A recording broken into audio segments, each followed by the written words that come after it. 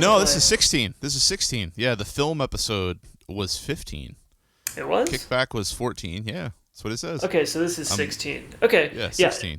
Episode 16. Books. We're doing books. Books. Literature. Not, well, I don't want to say literature. That's loose. Some of this could be considered literature, but yeah, some smut. is literature. Some of it's smut.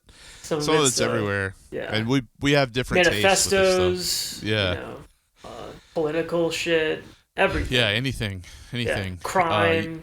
People should be reading. You should read, and you should turn pages and not I don't know. Kindles are dumb, dude. Like, I don't see how. I've never understood people that could read on those things. Like, it hurts my eyes somehow, or like burns my eyes to read on a computer screen's bad enough, but like to read a book, I enjoy holding a book, so. Yeah, and there's to me, you don't own a book unless you actually have like the physical copy. Yeah, there you go. Same thing with like vinyl and like T-shirts, CDs, whatever. Yeah. It's all related. It's but it's not a collector thing. Well, yeah. Well, it's not it's kind of is, but books are more special to me. Me too. I'm less likely to sell a book if I've read it unless it was trash. If I read a book and I really like it, I would not sell it, and I might even buy different versions of it. Oh, yeah, for sure. I mean, I don't think I've ever like willingly gotten rid of a book. I've willingly gotten rid of plenty of CDs, plenty of T-shirts, plenty of vinyl. Yeah, all the styro, but books is like I think it's when you go over to someone's house and they have like an impressive library. That's always something like I can tell. You can tell so much about someone just by looking at the books they have. Yeah, exactly. Or if they just don't have books at all. Yeah. Man, there's I was dating a girl one time, and she came to this girl's gorgeous, which I don't know how I pulled that one off. Probably because she wasn't very smart. But she came over, and like before we left, she's like looking at my books. She's like, why do you have all these books? And I'm like, she's like, you read all these? And I was like, yeah. She's like, I like to live life. I don't like to read about it. And I was like, oh, that's fucking like 3 strikes. You know? I'm kind of anti-intellectual. Kind of anti-reading. I mean, you don't have to read, but like, don't fucking like be confrontational with me. Like, man, you read, dude? Fuck you, dude. What are you, some kind of fucking nerd? Yeah, I guess so. It's like that read all kinds of stuff. Yeah, it's like that one Bill Hicks joke when he was sitting at a diner and the waitress was like, "What you reading for?" He's like, I've never been asked that before, so I don't end up like you. Yeah. So I'm not a waitress at Denny's at fucking 3 a.m. Exactly. Cool, man. Yep. Well, books are important. What have you been listening to the last couple weeks? Oh man, so I have been listening to the new Lasuria record. I was listening to that earlier, dark ambient stuff. It's so fucking good. I love that band. I know it's not metal. It's not particularly based or whatever, but it's really, really good dark ambient stuff. It's the weather here is kind of weird. It's kind of thundering and stuff, so like it's good to just kind of have that stuff chill. And like my friend just turned me on to this new wave of British heavy metal band called Incubus. This To the Devil a Daughter album, and that's really, really good shit. It's like what did I tell him? It's like some of the music kind of sounds like old Motley Crue, but with like the vocals and the vocal vibe of like the first 2 Running Wild albums, which I really fucking like. Oh, that's cool. So I need to get a physical copy of that, but that's really fucking good. It's They're British, obviously, new wave of British heavy metal, but it's not the cock rock, whatever, butt rock band, and it's not the death metal band. It's a British one. Yeah, there's a ton of bands called Incubus. Yeah, that's from '84. That's really fucking good. I went down a pretty big rabbit hole after the last episode. I was listening to Rosterchester, Total Vernichtung, and Vicarious Filidae, but all great shit. I think I talked about the UFO record. I'm still jamming that, man. Phenomenon. And I bought this fucking. Well, I haven't gotten this yet, but like something. Oh, okay. Well, I've been listening to Iron Claw, and which is an old band from Scotland, and it's kind of like Sabbath worship. And the same guy told me about, in the same conversation, told me about the fucking Incubus album. Was telling me about this Iron Claw LP that just came out, and it's called First Tribute to Black Sabbath. And I'm pretty sure it's official, but it's just like that band covering like either 4 or 6 Black Sabbath songs, but it's like from the 70s. Yeah, so they were contemporary with Black Sabbath. Yeah, they were contemporaries, and they jammed it. And it's like I'm not totally sure about the history. Like, I just bought. I mean, Black Sabbath is my favorite band, so I just fucking bought it. And there's a clip online on YouTube, like it's part of the promo. But there was only one distro in the States that had it, and it was NWN. So I grabbed that. It's not cheap, but it's cheaper than ordering it from the label, and I think it might be sold out from the label, but I'm really looking forward to that. But Iron Claw is just good shit anyway. It's like proto metal, just heavy, clunky rock. But I'll have to check that out. Yeah, there's an Iron Claw album. What is this called? It's on Vintage Records. It's just self-titled, and I think it's got everything they ever did on it. And then is that King Fowley's record label?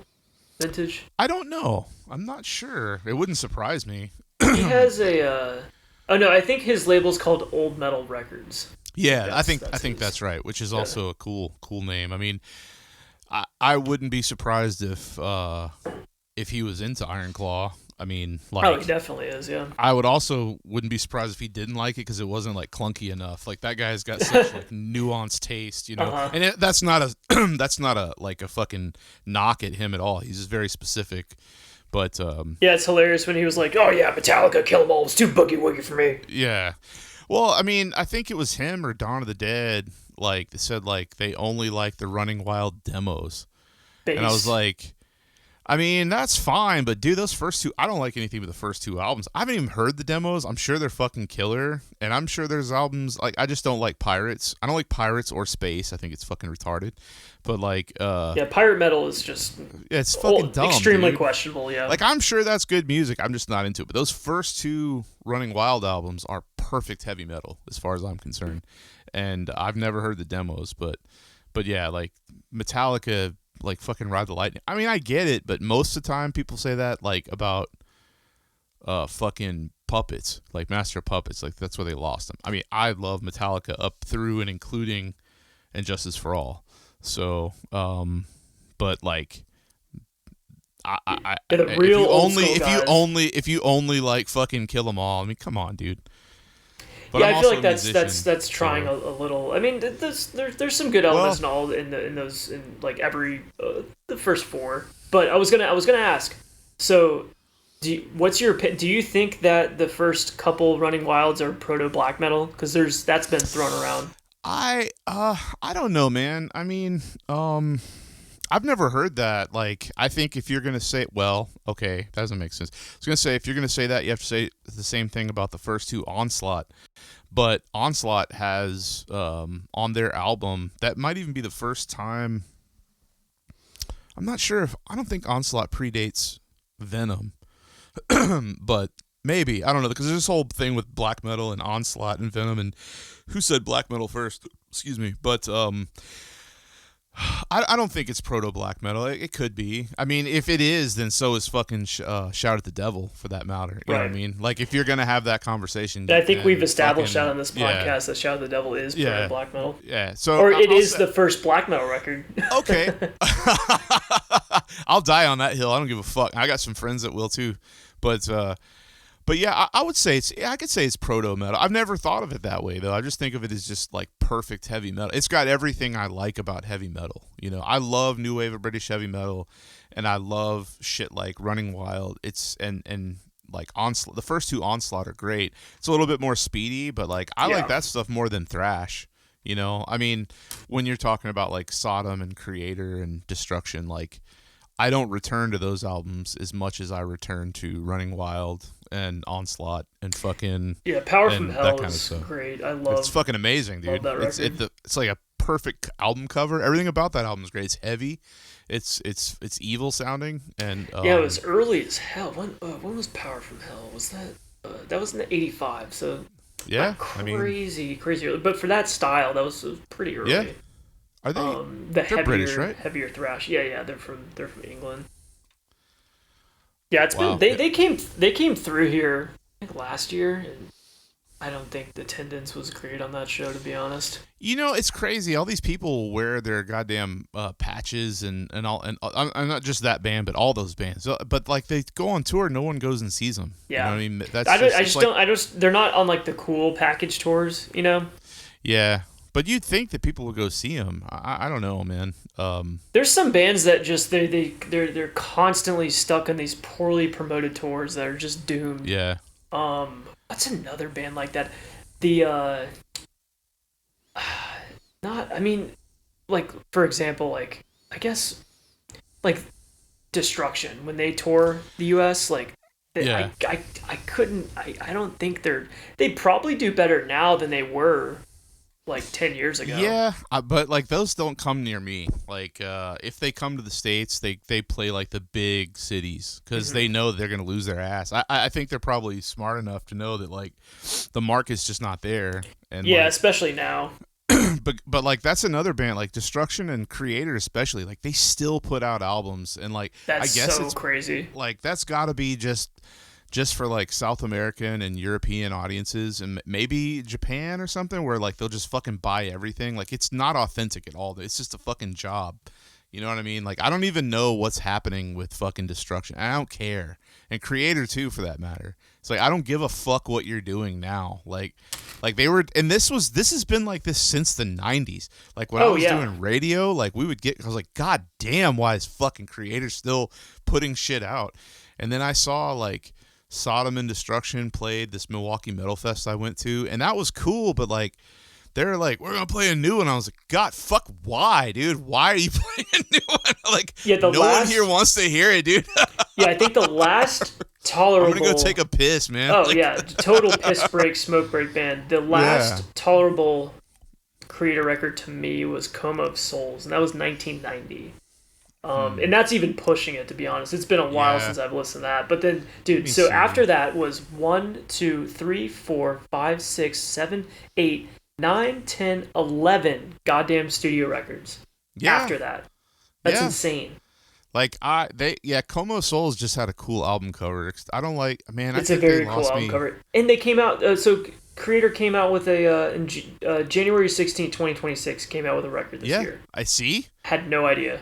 See, dude, people in Mexico are going nuts. Oh yeah, And fucking Brazil, they're like, oh, this is awesome. they're hailing And, like, that shit up and down all day. Yeah. Like, But like I didn't like I mean Terrible Certainty's cool. Pleasure to Kill is perfect. Like I like that. And then I've got fond memories of that album, Pleasure to Kill, just because of a friend of mine. Like Flag of Hate is good. But like, man, that I think you lost me. Like, what is Into the Dark Out of the Light? Is that fucking that might be good. I don't know, man. I don't care anymore too. That's the thing. Is like it's kind of behind me. Like it's cool, but it's like, man, I don't fucking sit around and like listen to fucking Creator anymore. Like I would if a couple people were around that I know, but like, god Yeah. damn, man. But stuff like Running Wild, I don't know. There's no hooks. Like I like hooks in my old age. Like not new hooks, but like old bands with memorable songs. You know, like yeah, Running Wild. dude. The Running guitar. Wild, 2 albums that are perfect. Never get old, dude. I'll play them start to finish. I'll just keep turning the record over. It's fucking great. You know, I mean, that's good music. Yeah, pirate gimmick. Running Wild is some insane. I actually I like Under Jolly Roger. Yeah, I mean, people love more of their stuff into their. People have different. I didn't mean to interrupt you, but people have different. People have different cutoff points with that band, and I respect that. But for me, it's just those first two, and I would love to be proven wrong. I was gonna say Port Royal is another pirate record that I dig, but that could also be questionable. It's been a while since I've listened to that. Let me see what I've been listening to, dude. So I've been going down just a fucking rabbit hole. So do you like the Finnish RAC band Sniper? Of course. So I've been listening to a lot of Snipers. So their record Born Good to shit, War. man. Moment of Truth, Sota, think that's how you say it. It's Sota. the one with the AK on the cover with the four. All that was the record where they kind of started incorporating, because I love Final War. That's when they started incorporating more of like a pop-ish elements, more like a lot more. They were always kind of sing along, but that Soda record is very sing songy, which is a huge compliment because I love that type of RAC. Let's see what else. Been listening to a ton of Mistreat, particularly Flame Mistreat's of the. good. Oh yeah, I've been in a Really good. RAC mood recently. Flame Awesome. of the North, and then Never Forgive, Never Forget. That was kind of a later. Mistreat's interesting. Like they get. I think I would put them on like my Mount Rushmore of RAC. To be honest, I can see that. They're just so fucking catchy. Some really good songwriters too, and I think that's really important for RAC. Like I've always gravitated more towards the like skate punk side of RAC. Like that's what I really like, the heavy melodic, heavy sing along, but with the nationalist bent. I think that's what's always been really cool about that genre to me. Oh, also, I'm just looking through everything I got. Have you ever listened to that Evola tribute? It's the one that Tarihan is on it. Yeah, I've got that one. So really interesting. I was speaking of Tarihan, revisiting Hohitanen or Hotanen. Yeah, that's so fucking good, man. Dude, it was driving me nuts looking for. I was like, what was that band called? I was like, Green Black Metal album. I was like, I need to remember. I need to find out what that was. And then I actually just listened. I found our podcast episode where you mentioned it. I was like, yes, Tarihan, or however you pronounce it. Yeah, dude, I love his promo pics. Oh yeah, man! With the armor and the bullet belts, and then the other promo pic where he was wearing like the lederhosen. Yeah, and the little hat. He's Swiss as fuck, man. I guess that guy works at a museum or something. Yeah, that checks out. That's awesome. But yeah, that band is insane, man. I part of me wishes that it would get reissued so more people would experience it, but at the same time, I know what that entails. And I don't want people to be like, oh, cool. But, like, it's so fucking weird that, like, maybe it wouldn't catch on. But I don't know. It's pretty alienating to a lot of people, probably. But I think it would definitely find a reissue. Because I think that's one of those notorious, like, if you can find it, it's like $80 to $100 CDs wow, it's at this gone point. Up. Yeah. Yeah, my buddy got a fucking shirt, I think from the guy, like maybe, God, it's probably been 7-8 years now. He wrote him on maybe Discogs or something, or he found the guy's contact and he was like, he said, do you have, or maybe the guy was selling the shirt on eBay and it was like, it ended up being from the guy or something like that, but it was that same green color and it just had like a black cover on the front. But that's awesome. Like lime green that almost. Band, yeah, that band is fucking insane, man. People should be. I mean, you can find it on SoulSeek and stuff. Like, it's not hard to find, but it's Tarihan.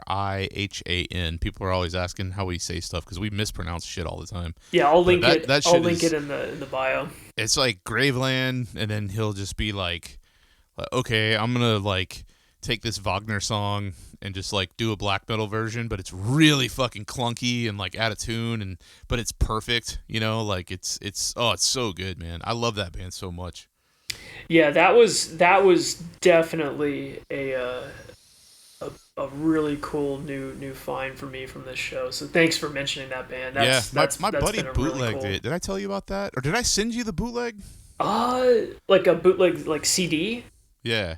No, I would love that. He meticulously bootlegged it. It like looks exactly the same except for the CD is like a gold disc or something. But he even like, I don't know.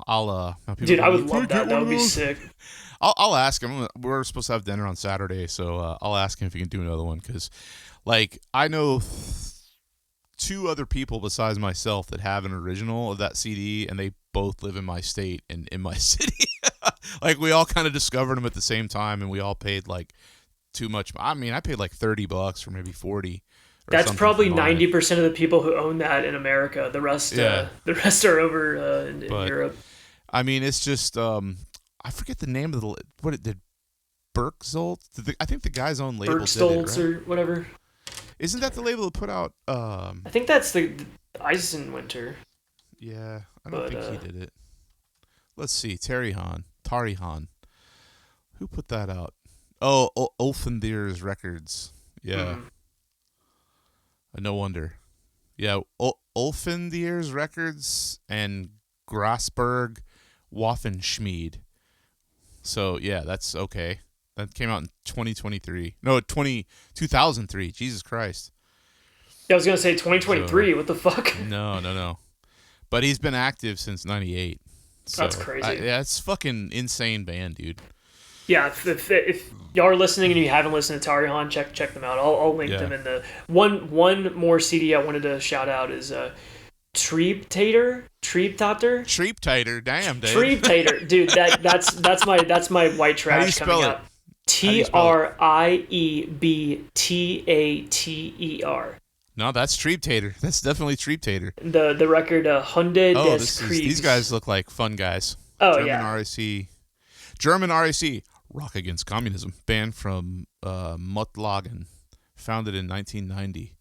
Is that they're German? Yeah, okay. Incredible. Wow. Yeah, the CD specifically, the Hunde des Kriegs.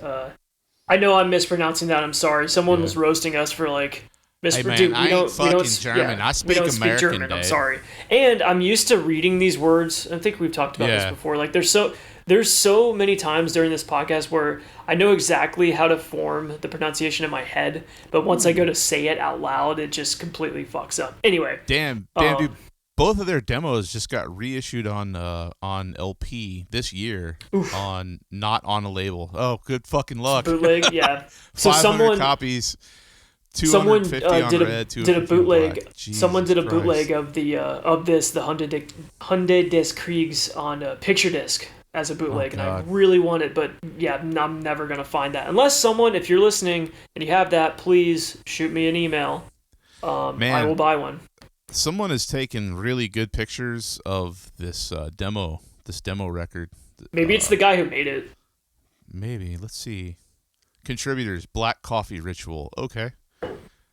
Have 6 people have it. 2 people want it. Make that 3. Wow. Yeah, I haven't even heard that. It looks interesting though. Oh, dude, it's so fucking good. It's like there's not all the songs, but some of the songs are like keyboard driven, which is really cool in RAC. Or at least it sounds like a keyboard. I don't know. It could be like a very distorted guitar. But man, that's super poppy. I have no idea. It's very poppy, a lot of sing-alongs. It's definitely Schlager rock, like beer drinking music. You want to know what that word means? What? Sex offender. Really? That's what it says. I just translated it. Interesting. Sex offender. Well, fair enough. That's such a weird name for an RAC band. For an RAC band, yeah. Well, I guess there's that Condemned '84 song "Rapist." So maybe it has. Maybe there's. Maybe they're. It's like they're condemning that. Sex offenders. That that's style. What it is. Yeah. Or that, no, I'm not saying they're pro. It's just an odd name for something like that. Yeah. But the guy's wearing a Mistreat shirt on their Discogs page. Isn't that Chris Clooning. Condemned '84 that has the Condemned '84 has the song "Rapist." Man, you know what's wild is my buddy who plays in some I don't need to fucking name his name, but he plays in some good bands, and he just sends me these insane care packages sometimes, and he like bootlegs like these old RAC tapes and like releases, and like I mean he sends me like black metal ones like that, and then. But like the last one he sent was a couple of years ago that was all RAC, and it was like Mistreat, fucking arresting officers, Sniper, and some other shit. And then he sent me like an original of the Sniper, what is it, Good Times, something like that, Waiting for Good Times. Yeah, that's the first record. The first one. Yeah. He sent me like a fucking brand new copy of that. It might have come from Midgard where he got it from. I have no idea. Which is a great Midgard shop. Yeah, definitely get stuff from Midgard. But Yeah, but he just like hooked me up with that. He's like, here, I have 2 of these. Like, all right, man, cool. That's great, dude. That's awesome. Like, that sniper record is really good. Yeah, it's so fucking good. And like, I think he sent me this one because it's like the colored one, and he likes black vinyl. I don't really like colored vinyl, so like I don't mind taking it. It's fucking free, But it was nut. He's the same guy that sent me like all these crazy CDs in another package recently, like of just like newer RAC. But but it was all good. Like it wasn't like Conquista '88, but it was something. I think it was like Polish stuff, which I have like a soft spot for. But anyway, it's always great getting like. It's way cooler getting like somebody's like RAC styro, because it's like at least gonna be interesting, because the shit's like impossible to get otherwise. Like you have to search it out and stuff. You can't, like they don't sell it on Risk Zogs anymore, so you have to like search it out, and you can't just get it for a reasonable price. You have to get it imported and all this other shit. But so yeah, there was a time when they, not everything, but there was some stuff that was still on Discogs until what was it, 2017, when they tattletaling, annihilated everything. Oh, I just real quick, I wanted to. Have you ever listened to the band Iron Youth?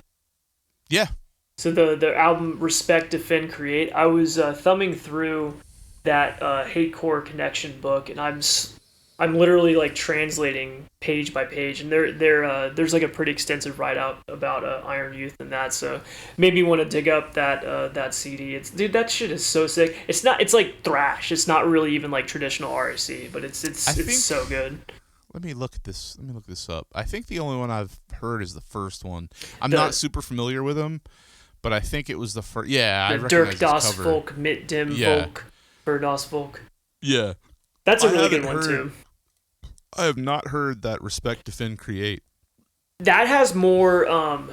It's still definitely thrash, but it has a lot more of the hatecore elements in it, which is. I love the cover. Stuff I love. Yeah, they're awesome. They have really cool covers. Great name. Resistance put it out. Fuck yeah. Yeah, I think that was later era Resistance. Aryan Soldier backing vocals. Costas Werewolf backing vocals. Yeah, take a shot Greek? Oh yeah, they're Greek. Oh fuck yeah! Take a shot every time you hear a dude's alias that's a werewolf.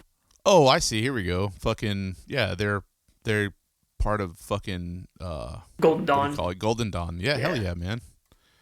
Awesome band. Anyway, so I was on a tear, and let's see, as far as black metal goes, what have I? Oh, Thunderbolt, dude, Burning Deed of Deceit. Some of the fastest blast beats ever. No, wait, you don't. That's Styro. No, dude. That record, Styro. Oh, let me. Okay, I only hails the fucking the demo. I think. Man, let me look at, they lost me. They lost me big time with. So some of the blasts. So I love Beyond Christianity and Black Clouds Over Dark Majesty. The Sons of the Darkness, when that came out, I was so disappointed, man, because they do total styro fucking death metal. They went Marduk. Yeah, and then the Burning Deed. I don't even think I heard. Oh yeah, I heard that one, man. Oh, that's you like that, dude? Yes. It came on ISO 666. That's like where bands go to die. That's like another version of Agonia or something. It's like, oh man, it's just shitty death metal, isn't it? No, it's like blasting black metal, which I have a spot for. Man. I do. I mean, this is where we did. I do enjoy Pantry Division. I mean, I do like blasting black metal from time to time.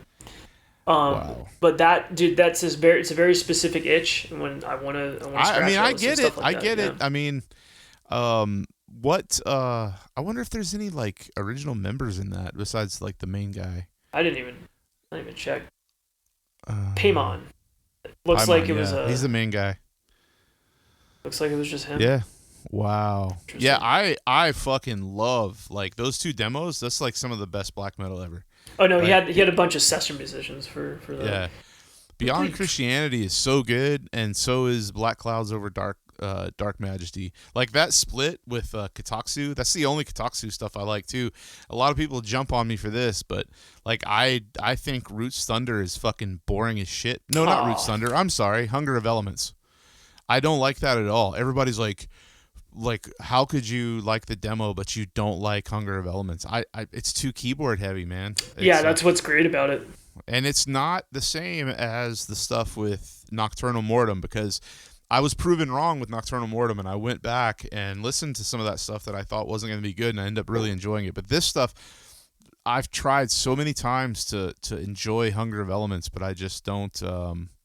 I just can't get into it, man, for Kotatsu. But I'll listen to that fucking Thunderbolt. But you'll probably hate it, but it's just blasting styro. I guess it is styro. Yeah. So my bad, but I enjoy it. It could be worse. Could be worse. Yeah, in terms of the worst offenders of styrification, I'd say they're probably in the middle. Like King Styro, would you say? I would say Marduk. To me, like, oh yeah, if you're describing what styro is to, like, in layman's terms, like, what is styro? Marduk. I don't know, man. Later era Marduk. It is, yeah, 100%. yeah. It starts with fucking Panzer Division, but like, yeah, it's. But for me, I enjoy that record, so I'm not saying it's bad, but it definitely is styro. Styro as fuck. Holy shit. Yeah, see, look, Agonia. Man, are these guys still going? Apocalyptic Doom. That's even a styro name, dude. Like, yeah. For anything. What is the glossary of styro terms? Apocalyptic's in there. Yeah, apocalyptic, beneath, among. Yeah. Between, any of those types of words. It's just, forest. Yeah, anything forest. And if your fucking logo is just like tree branches, like you're not gonna be any good, dude. Like, or like the letters are the tree and then the branch. Oh God. Yeah, it's just Oof. bad, dude. Very entry level styro. Extremely.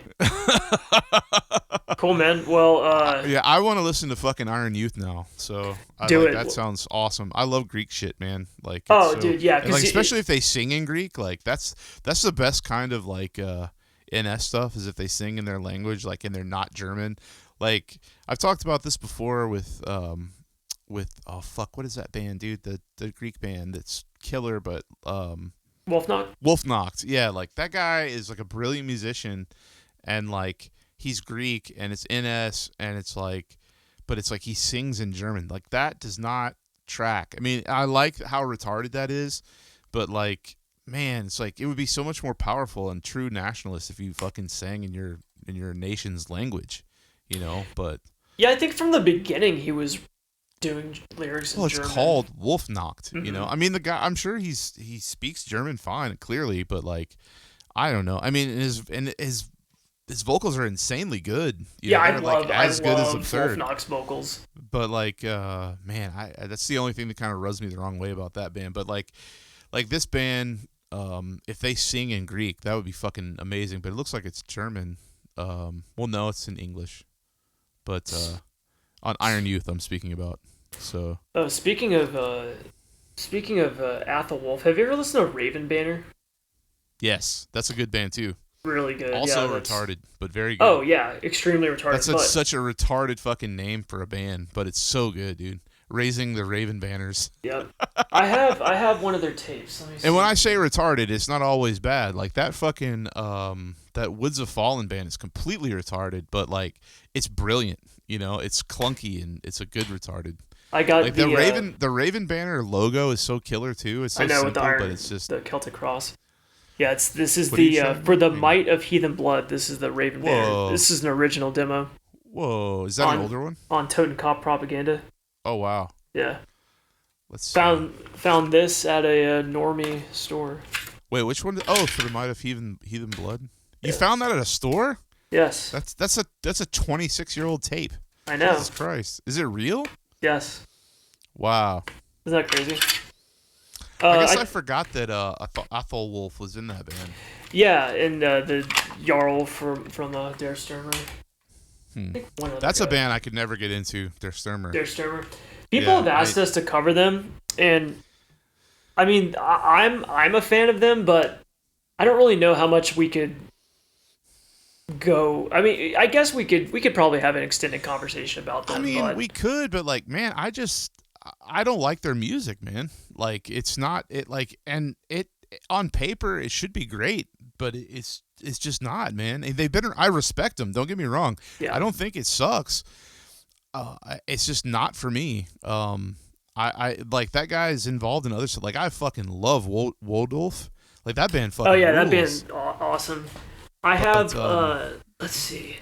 Have I think I pulled this out. I have it's on it's the Satanic Skinhead live one with the Corellian Pagan Madness live. yeah, Um that's one of my I think that's my favorite Dare Straw just because I think they're a band that translates better live in my opinion.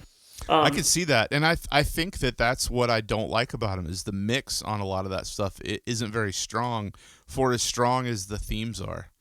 And Yeah, I want to say absolutely. that album, Transcendental Racial Idealism, I heard that one. I was at a buddy's house and he put it on. He couldn't believe that I didn't like him, and I remember that one being a little stronger. I didn't like the art. I don't like Kramer's art ever. It's fucking awful. But I let's see if somebody else did art for it. I bet they didn't. Maybe. Anyway, but I think that one was better. But it's the same thing as Goat Penis. Goat Penis has got some material that the music is great, but the mix and the production is so bad. And I don't mean bad like raw black metal. I mean it's weak. It's thin. Yeah, it's not brutal. it's You know what I soupy. mean? Like, Some it's like it's soupy and it doesn't yeah, have it's that. like, dude, it doesn't if this had a carry better across. mix, like Yeah. if you had a different engineer working on that, this could be fucking amazing. And I think the same thing is true with their Sturmer. Now, a lot of people may like that, but I do think that a lot of people would only like their Sturmer because of the fucking optics and the subject matter, which is fucking lame. Because that's like that's literal posing, you know. But I know that they're capable because Wodolf is fucking amazing. Like that band is perfect. Like I think the only thing that wasn't that great was that comeback. Well, I don't guess it was a comeback album, but it was This or is that maybe it Der was. Yeah, Stürmer. the Venom from the Mouth of the Dead. Like, hang on, let me go over to the other window. Let me see that. This is that Is Der that the live Stürmer. one? Yeah, I think it Okay. has yeah. It's like Who I put always that thought out? this cover was really cool. It's a Satanic Skinhead. Oh, okay. Um, Yeah, the I haven't heard the Der Stürmer Waldorf. Is that no? It's a live. I don't like live albums, but yeah, the Zerazot EP and the From the Corpse Gates and Wargo Esto, like that shit's all perfect. The Black Skull banner over. I don't know that I have this one, man. I don't. Huh. Yeah, I don't fucking have that album. I've never even heard that before. The Black Skull banner album. I guess it's good. Do you have that, or do you like that band? Woodulf? Wodolf? Oh yeah, they're fucking sick. That's a full length. Is that one good? I'm not familiar with that specific release. No. I mean, Southern Plague and New Era put it out. Like the New Era's got that guy's got his stuff. Like he distributes well. Well, shit. Okay. Well, I got more fucking Wodolf to check out. I mean, From the Corpse Gates is killer, and then it got reissued and remastered,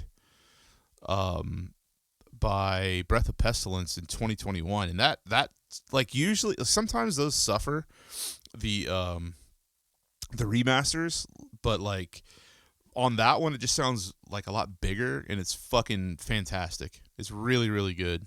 So, but yeah, that band is great. So I don't know why like Der Stürmer can't do the same thing. Maybe that's their thing. They want it to sound thin, but it should be good. You know, I should like it more. And maybe I'm not hearing the right stuff, but They who knows? Der Stürmer did a new record I think last year.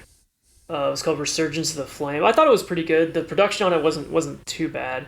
I have this the CD of it. It sounded pretty good in the car. I only listened to it once, but they're a band that I think they're very. It depends on which album you're listening to. Like they have some Yeah. releases that are kind of just not my thing, and they have other ones that are just totally fucking sick. The song that's on the split with Ricadons and Gas Fumes, you probably do. Do you like that band? We've never That's talked another about them. band I wish I could get into, but it's I want it to be cooler than it is. It just sounds like I don't know. It's not for me, man. It sounds a little. It's not styro, but it sounds a little weak. I don't know, but I really want to like it. I also haven't sat through an entire album. I've just heard tracks here and there. They're one of those But bands that I they're definitely respect them. You know? yeah they're fucking crazy. They're one of those bands that they're like prolific with splits. Yeah. I think they're. I don't. They.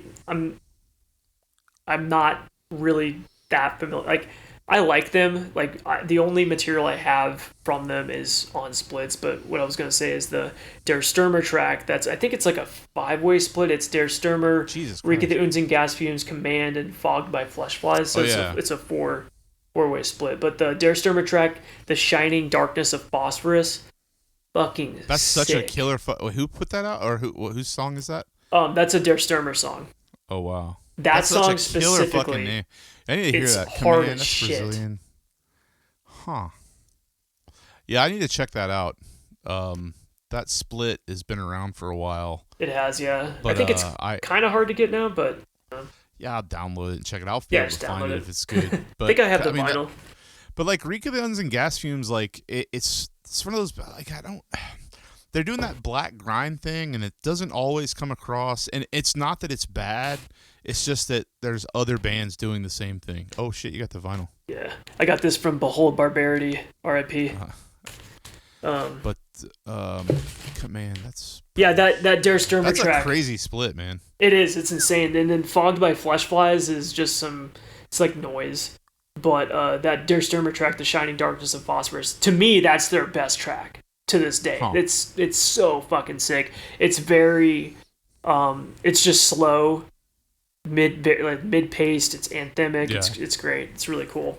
All right, man. See, do you want see to? them? I could see them really shining with stuff like that. I don't know. Yeah. But they're so prolific. Like, they've got so much stuff. But one thing you can say about Der Stürmer is they're fucking underground. They've stayed true to underground roots. So anyway, Absolutely. we've talked for a fucking hour, or no, 40 minutes about fucking metal. But anyway, let's move to books. Books, Let's literature, see. books. I got a the written big word. Penis stack. mightier. Penis mightier. Very mature. Let's see. What do I want to start talking about? I just got some. So, are you familiar with Leon de Grelle? He's he was a Belgian politician, and he he came to prominence in the 1930s, and he was in charge of this party called the Rexist Party, and then he eventually joined the SS. So this book called The Eastern Front is about his. He survived the war, and he never disavowed ever. I think he lived until like the 90s, and he was put into exile. There's some pretty infamous pictures of him like as an old man with all of his like because he was like a decorated war hero with all of his flags, uniforms. He kept everything. I think when he fled, he lived in relative poverty from what I have not finished this book, but from what I remember, I believe he lived out the rest of his days in exile because he was from imagine from Belgium. No, he died in Spain, so he wasn't necessarily too exiled away from Europe, like not in like Brazil or South America or anything. But interesting book. And it has like very graphic details of his. I mean, the shit that this guy went through is crazy, and it's all written from his perspective. It's a biography about his experience on the Eastern Front war, fighting in like Ukraine and shit. Is it an autobiography? Yeah, he wrote it himself. Oh, wow, that's crazy. Yeah, very cool. And also a little bit of trivia. Apparently, the character Tintin. Tintin. Why does that sound familiar? It's like the Adventures of Tintin. It was a dog, right? I think there's a dog in it. There's like the boy in that allegedly is based off of his likeness. That's what he always claimed, is that the guy who wrote. Wait a minute. Is that? Oh, okay. That's not okay. They made a shitty movie in 2000. Yeah, there's some shitty like Spielberg or Scorsese movie, but if you look up Leon de Grelle Tintin, there's like books written about his likeness being used for that. Yeah, Tintin and the Mystery of the Golden Fleece. Okay, yeah, 61. Yeah, I knew it was older. So the likeness is supposed to be okay. That's crazy. Allegedly. That's what he always claimed. Leon de Grelle claimed that himself. But interesting book for anyone that wants to read some Axis side written by a guy that he's actually a really good author. He's very descriptive, and so like uh, there's parts where he's just talking about like the battles and the aftermath, going through all these fucking ravaged towns. It's some pretty harrowing stuff. It's we think about World War II, but when you read these accounts of what these dudes went through, it's like holy shit, like that's fucking crazy. It sounds kind of like Storm of Steel. You ever read that? Yes, yeah. That's like book. Yeah, like that's kind of like that too. Like that's written so well and like so poetic. I mean, it's not poetry, but it's like I remember like it was one of those books where like I read it, but then I also got the book on tape so I could listen to my car again, and like it's just fucking like amazing. Like I know it's kind of hack like that book, but like at this everybody's read like it's like my first fucking esoteric Nazism fucking starter pack, like you're gonna read Evola and all this shit, but like, it's but it really is good. Like Storm of Steel is a really really good, interesting book about war. It sounds like that is too. It is, so. Yeah. This is, I think this is the newer edition. There's an older edition with a really cool cover that I wanted to get, but this is the one I have. Does he go into the politics and stuff? Like yeah, absolutely. Like that's cool. He's based as hell. Never apologized. Doubled down later in life. It's like For My Legionaries. Yes. Like that's one of my favorite books of all time. Similar stuff. You talk about a fucking dense read. Like that's. I know. But I'm fucking fascinated. Like I love every fucking word of that. So. Yeah, I got this. I still need to. So I've been picking through this for like the last 5 years.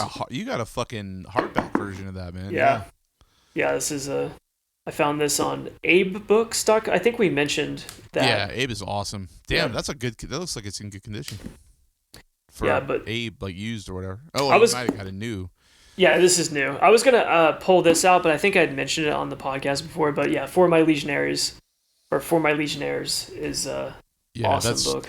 Like amazing shit, man. And like there's like that Boyd Rice who we've spoken about a few times, but like he put out a CD of music from the fucking Death Team, the fucking what do you call it? God damn it, the Iron Guard. The Iron Guard, yeah. The it's called Death's Gladsome Wedding, and it's not official, and it's been bootlegged, and like I'm sure it came out before he had it as well, but that stuff's really really good. It's just super prideful, like war songs from the Iron Youth, and it tells like a story about those guys, and or not a story, but like a synopsis of kind of who they were. But it's so much deeper, and like how they wore like a little bag of Romanian soil around their neck wherever they went. It's fucking amazing shit, dude. No one has conviction like that anymore.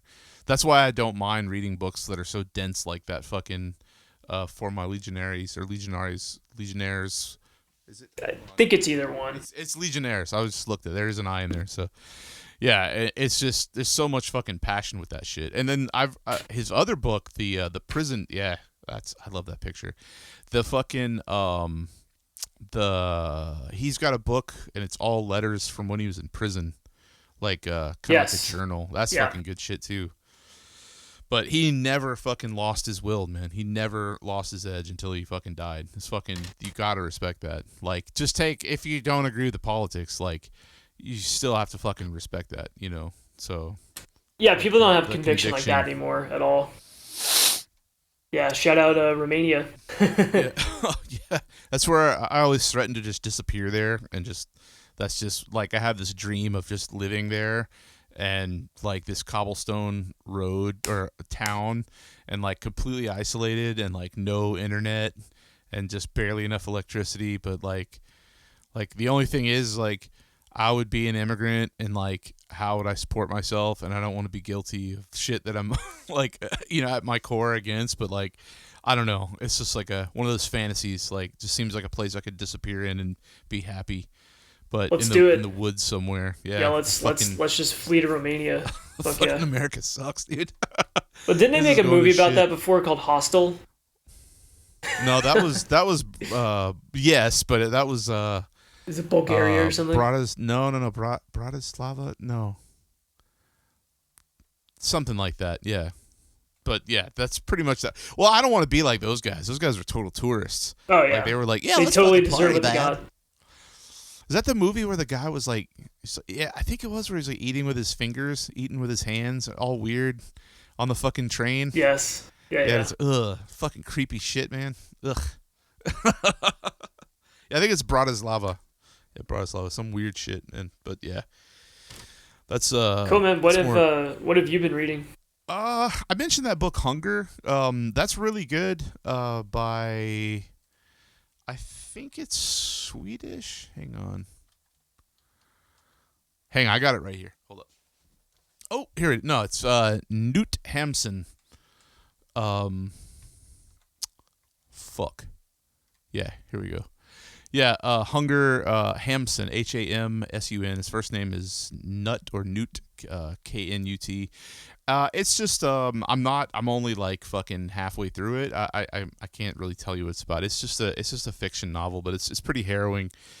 And that's what I'm on now. It's not super interesting to talk about, but that's what I'm reading right now. But other stuff I've read recently, I read Giftnalen by Mr. Christian Olsen. It's the guy from Alphamania and Survival Unit. I mean, I know some of you people know who that is, but he put out a book. It's like a collection of Swedish power electronics and black metal stuff, but like it's more than just like memorabilia and pictures, but it's like he talks about serial killers and some other shit. Oh, cool. Really, really good book. My only complaint with that book is I wish it was bigger because there's so many great pictures in there. So I read that. Let me see. Who put that out? Do you know? I think Ajna did it in the States, Oh, cool. maybe. It sold out super quick. Let me check. Mine was actually a gift. So my friend had 2 copies. I've got really cool friends. As you can tell, they send me extra copies of these amazing things. I mean, I would have bought a copy of Giftnalen anyway because like Alphamania and Christian Olsen's like one of my favorite artists. But I saw that Ajna Offensive the other day posted they did a book restock and they have the Sinister Tradition. Oh yeah. So was it? I don't know if it was you or somebody else sent me that. It's funny they just like posted original. that. There's like a bunch of like think it esoteric was- mysticism books and then that Sinister Tradition book. Yeah. I think Hell's Headbangers has stocked that book too a couple times. I don't know if they realize what that is. Ajna's fucking awesome. He's put out so much good stuff. I don't know if it says that it's. I don't know if Ajna did this. It says Salil Production. I'm not sure who produced it. It's too far away for me to get up and grab right now. But if you just look up Giftnalen, you can find it. It runs for like $40. But that's a really good one. Oh, what else?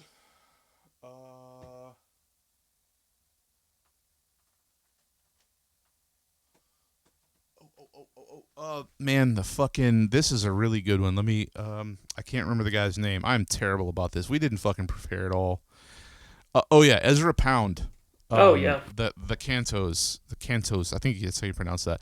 A friend of mine turned me on to those recently. There was like it was one of those things that was like on my list, but like there was something online, and maybe on stupid Instagram where there was like recordings of him reading his books or reading his poems and poetry over, I don't know if it was music or if it was just film, but it was really fucking powerful and moving along with the words. So I have a collection of his books, or a collection of his poems. It's really fucking good. It's just called The Cantos of Ezra Pound.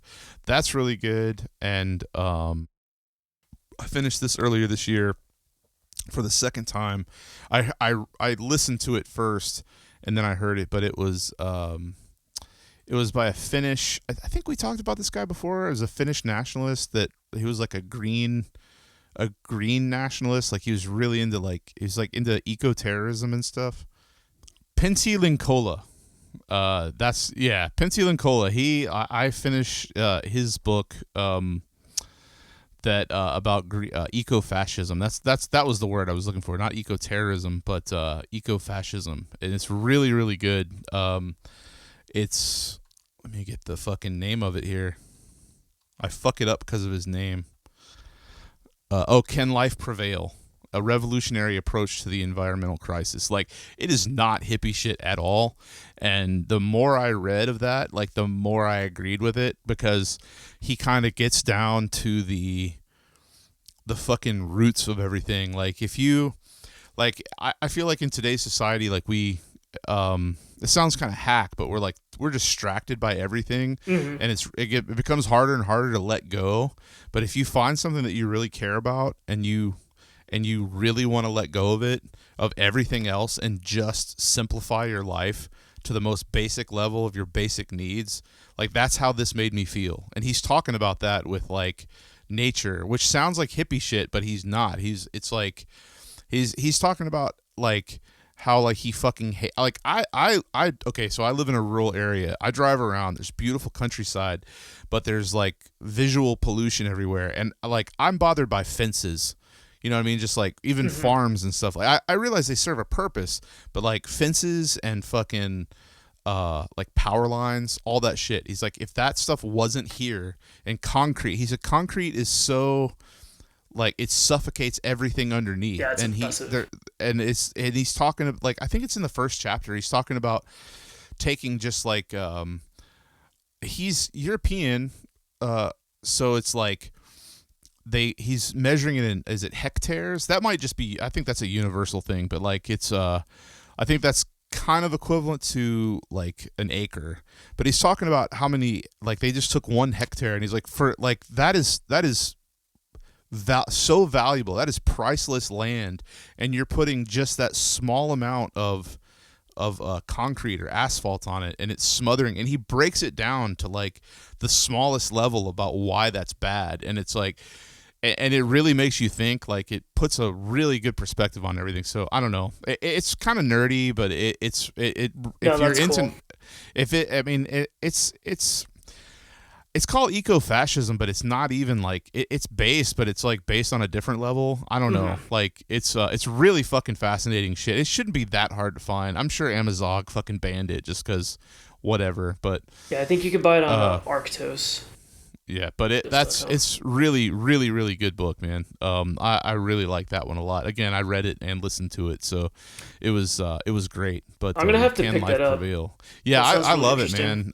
I have a PDF of it and a fucking audio, all that shit. If you're into it, like, I like to drive a lot, so, like, I just, like, it's the same as a podcast, like listening to a book.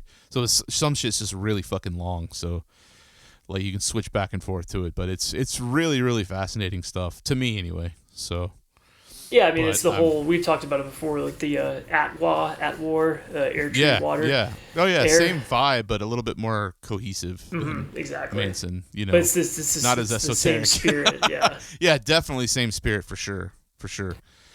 But I mean, so we have a Discord, but and we were talking about books on there a little bit, and one of my favorite authors that I have really enjoyed, and I haven't really, like, done, like, a deep dive into the full story, is Mervyn Peake. I read this. There's a collection of stories called Sometime Never, and I think it's four authors doing short stories, and it's from the 60s maybe. And all 4 stories are great, but the Mervyn Peake story is so good, and it was like a precursor to the Gormengash, I think that's how you pronounce that, trilogy.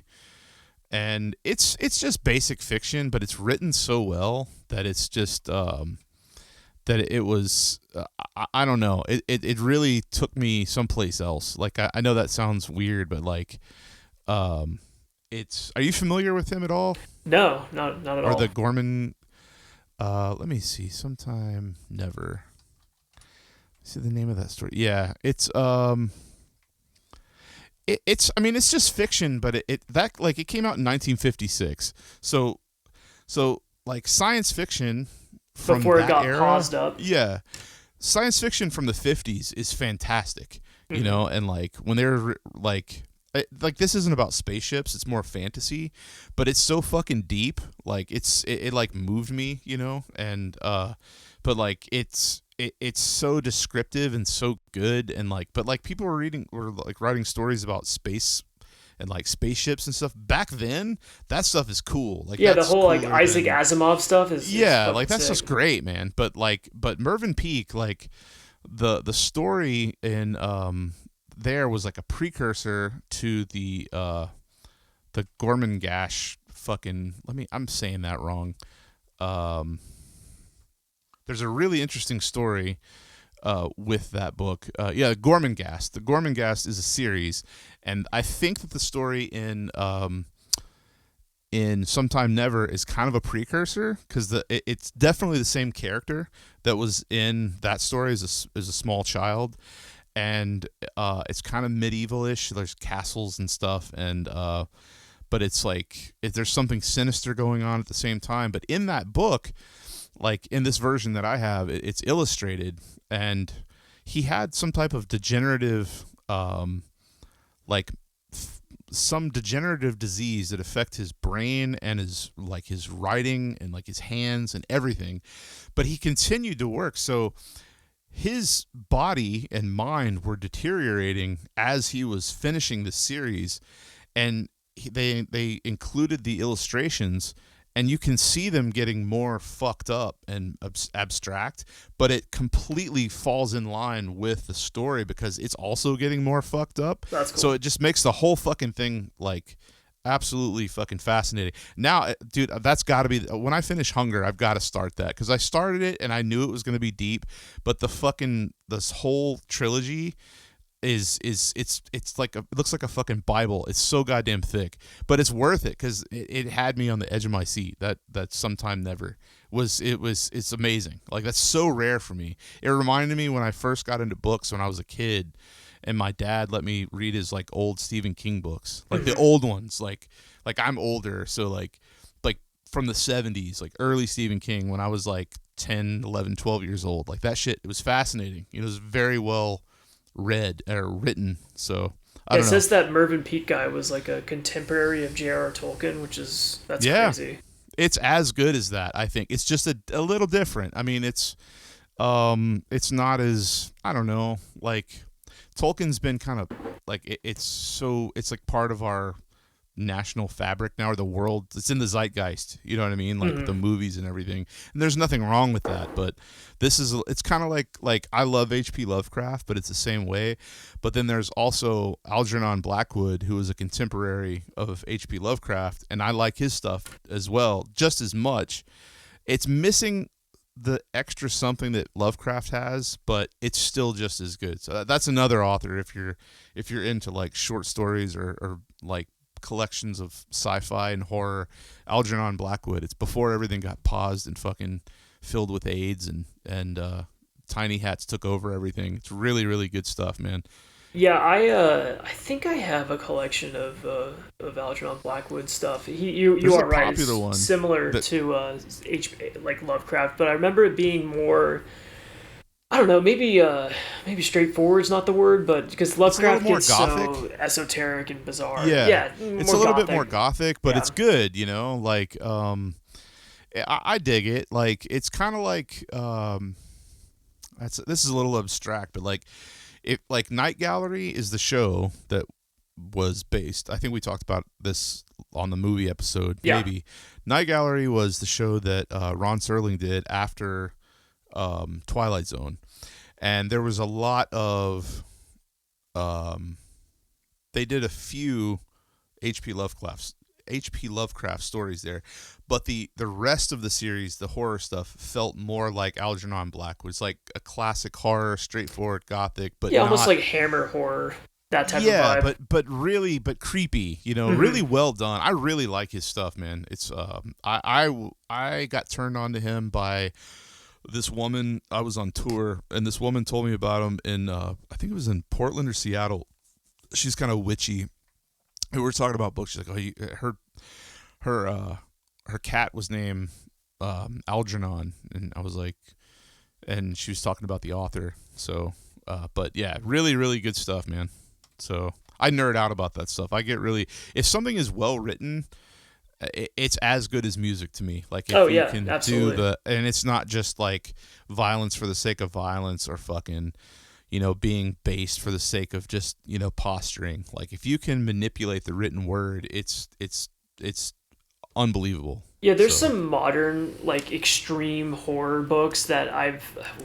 One of the books is called The Slob, and it's by this guy named Aaron Beauregard. It kind of I was curious about it because everyone was like, "Oh my god, it's the most graphic XYZ fucking disgusting book ever." So I bought it, read about half of it, and I was like, "This is just trash." It's just there's no build up. It just immediately becomes like extremely gross, and the rest of the book is just graphic and it's like describing. It's there's no build up, so it's like you're describing just gore for 100 pages with no um, nothing precluding that would have made the gore effective. Because to me is like just build up for like 95% of the book, so that way when the violence happens, it's completely devastating. Like that to me is what makes effective books. But I think a lot of modern horror, especially, is just they completely lost the plot. Where it's they even like you go back to Stephen King, like his stuff was so it was descriptive, but he built up to the descriptions of the horror and what what was supposed to be creepy or fucked up about the book. It wasn't just you get it right away and then we're just gonna focus on that for the entire story. I don't know. yeah. I don't think people would be capable. I think people have become less patient with writing. And both people that read and then authors too. Like they want to get to the good stuff like right away. That's how it feels. Where back in I don't know the early like the 19th century, 20th century, like people took time to develop like a mood. Oh yeah. So you're talking about you said that book was like disgusting sounding? It's Or just yeah, it's called it's basically the whole book is just being as they call it. It's like a splatter punk book, I guess, ah just extremely gross for the sake of being gross.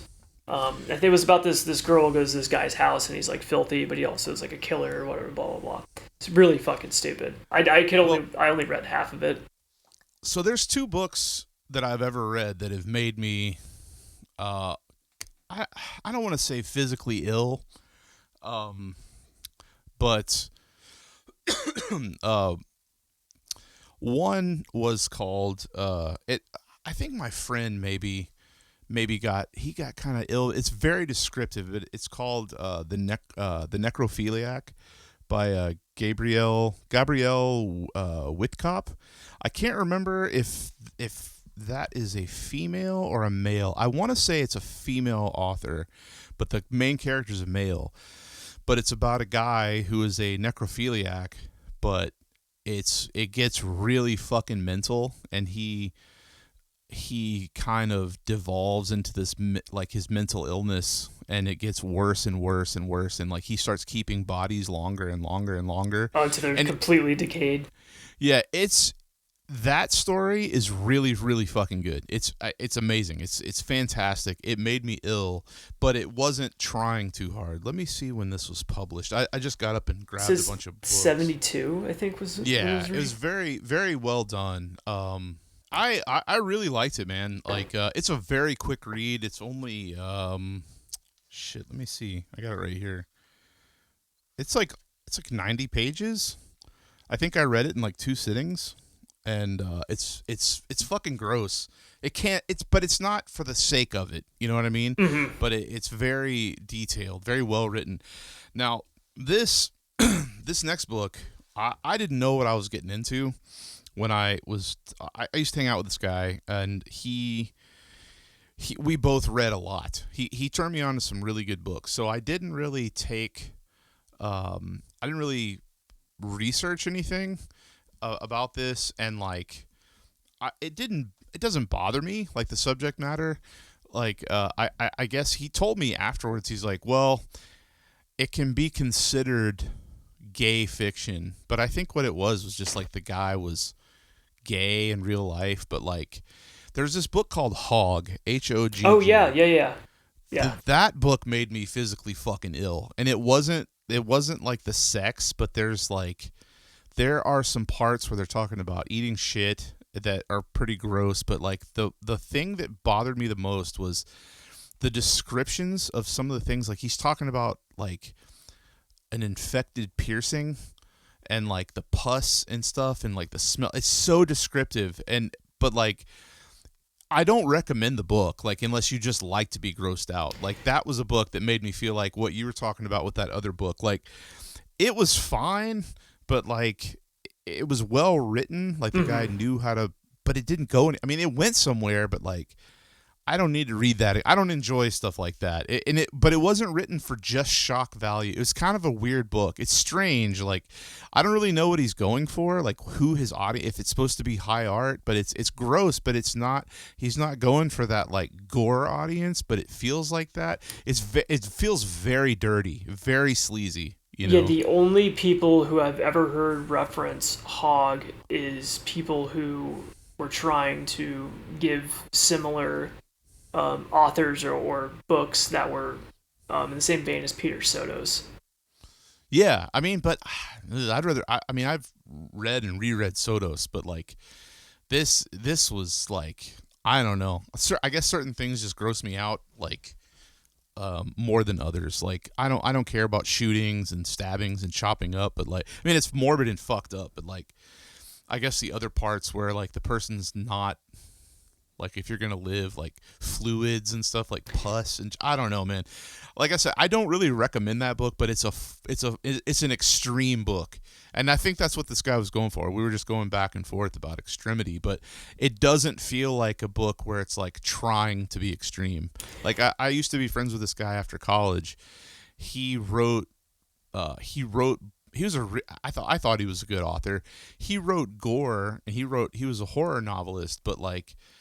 Some of the stuff he wrote was trying to push the envelope. Yeah. You know what I mean? Like, it was trying to be as disgusting and like brutal as possible. And I feel like which that has a time and place. Like there is a purpose for that type of stuff, for like just pure and he shock. Knew that. Yeah, he knew that. He wasn't, he knew, like, he was a very intelligent guy, and he knew he was doing lowbrow stuff well. You know what I mean? Like, it was published, so. Yeah, I like some of that, but I also do like, on the flip side, when you feel like the author isn't trying to be that, but they are still. Like, it's still disgusting. It's more elevated than just. Well, Hog is 260 pages long. Like, my friend's books were short stories, and he won a couple of awards. That was fine. I don't need 260 stories about this kid experiencing all this fucked up shit and like seeing this stuff and the piercings and infections and like weird like sex and shit and stuff. Like, it was just, that book is it's really puzzling, like, so I guess it is kind of like Sotos like that. It's kind of hard to pin down really what it's for, like, I don't know. I'm glad I read it. I experienced it. I still have it. I didn't get rid of it, so it's worth hanging on to. This is also brought up with Sotos a lot. Hey, I know that one. Frisk. Yeah. Yeah, that's good stuff. I've never read that, but I know that cover. That's on my want list, actually. Is it good, or is it? It's kind of. I always compare it to kind of. It's a more abridged version in the style of like American Psycho. So. Okay. Very, very descriptive. That reminds me. No, keep going. It's been a long time since I've read it. From what I remember, it's kind of covers like snuff films. It's really what it kind of covers. Wait. What's his name? Dennis what? Dennis Cooper. Okay, and that's called Frisk. Yeah, kind of has themes of similar to Sotos. Like it's some extremely transgressive themes that. Not going to necessarily bring up right now, but they're very fucked up, upsetting. I think I bought this book because I was obsessed with American Psycho when I read it first. Yeah. Bret Easton Ellis was he's a fantastic author. Isn't Bret Easton Ellis female? No, Bret Easton Ellis is a dude. Why did I think it was female? Huh. So American Psycho the movie was directed by That's what it was. Name was Mary Warnow or something. Yeah, you're right. You're right. Um, What is? Oh, go ahead. I'm sorry. no. So just Frisk. Can't really. I don't really want to, because going into it will really like spoil the book, but it's extremely fucked up. Um, if anyone listening to this is familiar with like stuff like Peter Sotos or that book Hog that Rune mentioned, this is in the same vein. Just very transgressive, but not necessarily like gross out stuff. Just the themes are upsetting for sure. What is that fucking man? Okay, I never remember shit. Who is the author? He's famous. He's written a lot of books. I think he got kind of canceled only because he was a conservative. He wrote a lot of horror. Shit. Man, I cannot think of his fucking name. It's like a normie kind of author. I don't know. He's got a really hard name. That's why I can't remember it. But that's... He's a guy that's still alive? Yes, he's very much still alive. He may have had some type of sickness or something with COVID, but it was like a normie. There's a few normie authors I like. That he was kind of like what replaced Stephen King. So it wasn't Clive Barker, like it was, but it was like he did that kind of stuff, but it was more like it sounded like it was more like he did a lot of fucked up books, but I can't it's not Brett, it's kind of like stuff like American Psycho. Jack Ketchum? No. He's got a really fucked up French last name. It's not Hullabaloo either. Oh, Chuck Palahniuk? Yes, Chuck Palahniuk. Yeah. I like a lot of his stuff too, man. For normie authors, you know what I mean? Mm-hmm. Like, that's what made me think. That's who I saw Frisk, and I was because he's got a book that's like that. That's got a name like that. There's have you ever read any of his stuff? Yeah. Is the book you're thinking of Snuff? Yes. Yeah, that's the one where the girl gets like gangbang the whole time. Yeah. The first book I read of his was called Choke, and that was absolutely fucking amazing. That was a great book. Totally. Oh, he wrote fucking Fight Club. That's what it was. Yeah. Don't judge him on Fight Club. Fight Club's fine. It's a good movie. It's for what it is. It's normie. I'm sure the book is great, but that's not why I read Choke. But I read Choke, and then I read Haunted, and then Survivor. All of those were good. Snuff was good. I think I own Lullaby, but I'm not sure if I've read it or not. But Choke is very, very highly recommended. That's a really, really good book, and I can't tell you what it's about because it'll fucking ruin it. But Pygmy is good too. I can't believe it. I'm looking at his. Yeah, he's really prolific. He writes a book like every year, pretty much. Didn't he get canceled for something or? Like I think he was just conservative. I think that's the only thing. Something like that. Or he said something, and it wasn't that big of a deal. But I don't know if you've read much of his stuff. But yeah. Let's see, what do I have? Haunted, Choke. Which have you seen the movie? The Choke, the movie adaptation of Choke. Oh man, I forgot about that. Let me look that up real quick. Was it good? Sam Rockwell is in it. It's pretty good. Oh, that's right. I did see that. Sam Rockwell, I used to have a thing for him where I just did not fucking like him at all. Dude, he's great. I fucking love him. One of the best character actors. But I do like him in my old age. Choke movie. I think I saw that in... oh, yeah, definitely. Yeah, I saw that. In theaters, yeah. I'm weird with that because a lot of times when you see a book, a movie adaptation of a book, it'll ruin it. Or they don't do it right. I can't remember if they did a really good job, but I really liked that book so much that I was afraid it would get fucked up. But yeah. I definitely dig his stuff for sure. So, like you said, Sam Rockwell was definitely a good choice for that. Oh yeah.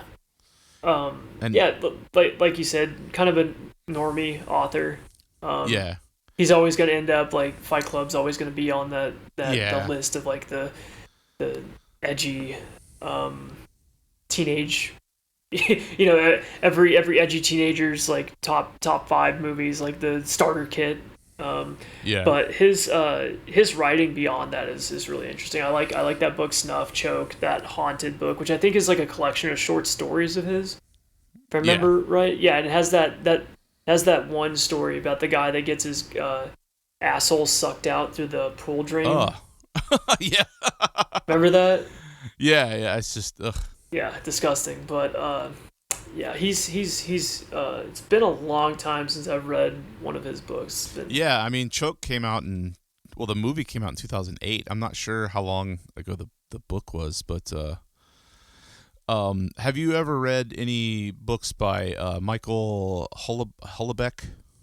no, Houellebecq. I don't think I'm familiar with that name. That's really good stuff. A lot of it is considered it's considered based in like um, controversial, but it's not really like it's not over the top. Like he's got a book called Platform that's about it's about sex tourism and Western culture, but like it's about a group of people that go to like I think it's Thailand and How do you like spell they're his last name? okay. It's he's French. He's French as fuck, but it's his name is Michel Houellebecq. It's Houellebecq. I see. Yeah. Okay. Yeah. His like so there will be a story that's you've got like like that book is about sex tourism, but there's an it's basically anti-immigration, but it's not just like immigrants in France or America. Like I can't really say much more than that, but like he's very clever. He's very cynical. Um, then there's Submission is also kind of about that. That came out in 2015. That's a really good book, but it's about France getting a Muslim president Hmm. amidst like all of this fucking Muslim like all these immigrants and like I mean I guess he's conservative and he could be considered right wing, but he's not like a fascist or anything. um I've been told that Serotonin is really fucking good. That came out in 2019. I have read Annihilation. That one's really good, but his stuff is very good. If you're, I mean, it's dense though. It's heavy, you know, and it's not an easy read, but it's very well done. And a lot of his stuff, a few of his movies have become, or a few of his books have become movies as well. Dude, I've never heard of this guy, but I'm definitely gonna check him out. I want to get that platform book. That sounds sick. Yeah, Platform's really good. But yeah, it's good. Like a lot of my like intellectual friends are really into his stuff, so it's good shit, man. It's really good. You can find it anywhere. It's not it's not It's not hard to banned. get or whatever. Yeah. Are you into So, Thomas Ligotti? Thomas Leggett. He No, I wrote know Leggetti. Conspiracy Against the Human Race. No, I'm not. I mean, I've heard of that, but I haven't read it. No. It's very when you were describing that previous author, it's extremely like nihilistic, pessimistic. Um, Huh. it's it's almost Same. like yeah, it's just like it's like his outlook on life, and it's Yeah. just complete nihilism. It Hmm. kind of lines up with the a lot of the topics we talk on this show. Anyone Yeah. who's into black metal would dig Conspiracy Against the Human Race. With a Huh. lot of these books, I don't want to give too much away because Yeah. when It's you kind of sucks talking about them because you give it away, but like Mhm. there's so much more to it. You know what I mean? It's the journey. You know what I mean? Like reading the journey. It's like I mean, I'm gonna talk about a book in a minute that fucking changed my life, and I can't even tell you what it's about because it's like it's a fever dream. But like the language, just it's. I'll get to it. But what's that guy's name? I'm gonna write it down. Thomas Ligotti. I mean, I know that name. Yeah, his most Is it famous book. Ligotti? Yes. Yeah. Conspiracy Against the Human Race. Yeah. Just like complete disdain for humanity. That's essentially the gist of the book. Really good read though. He's a good author. Awesome. Um. Yeah. What were you gonna bring up? Um. Well, I got a couple down here. More fiction. This book, that my favorite book of all time ever, is Les Chants de Maldoror. It's LES. Second word is chance, CHANTS, and then DE, and then the last word is MALDOROR.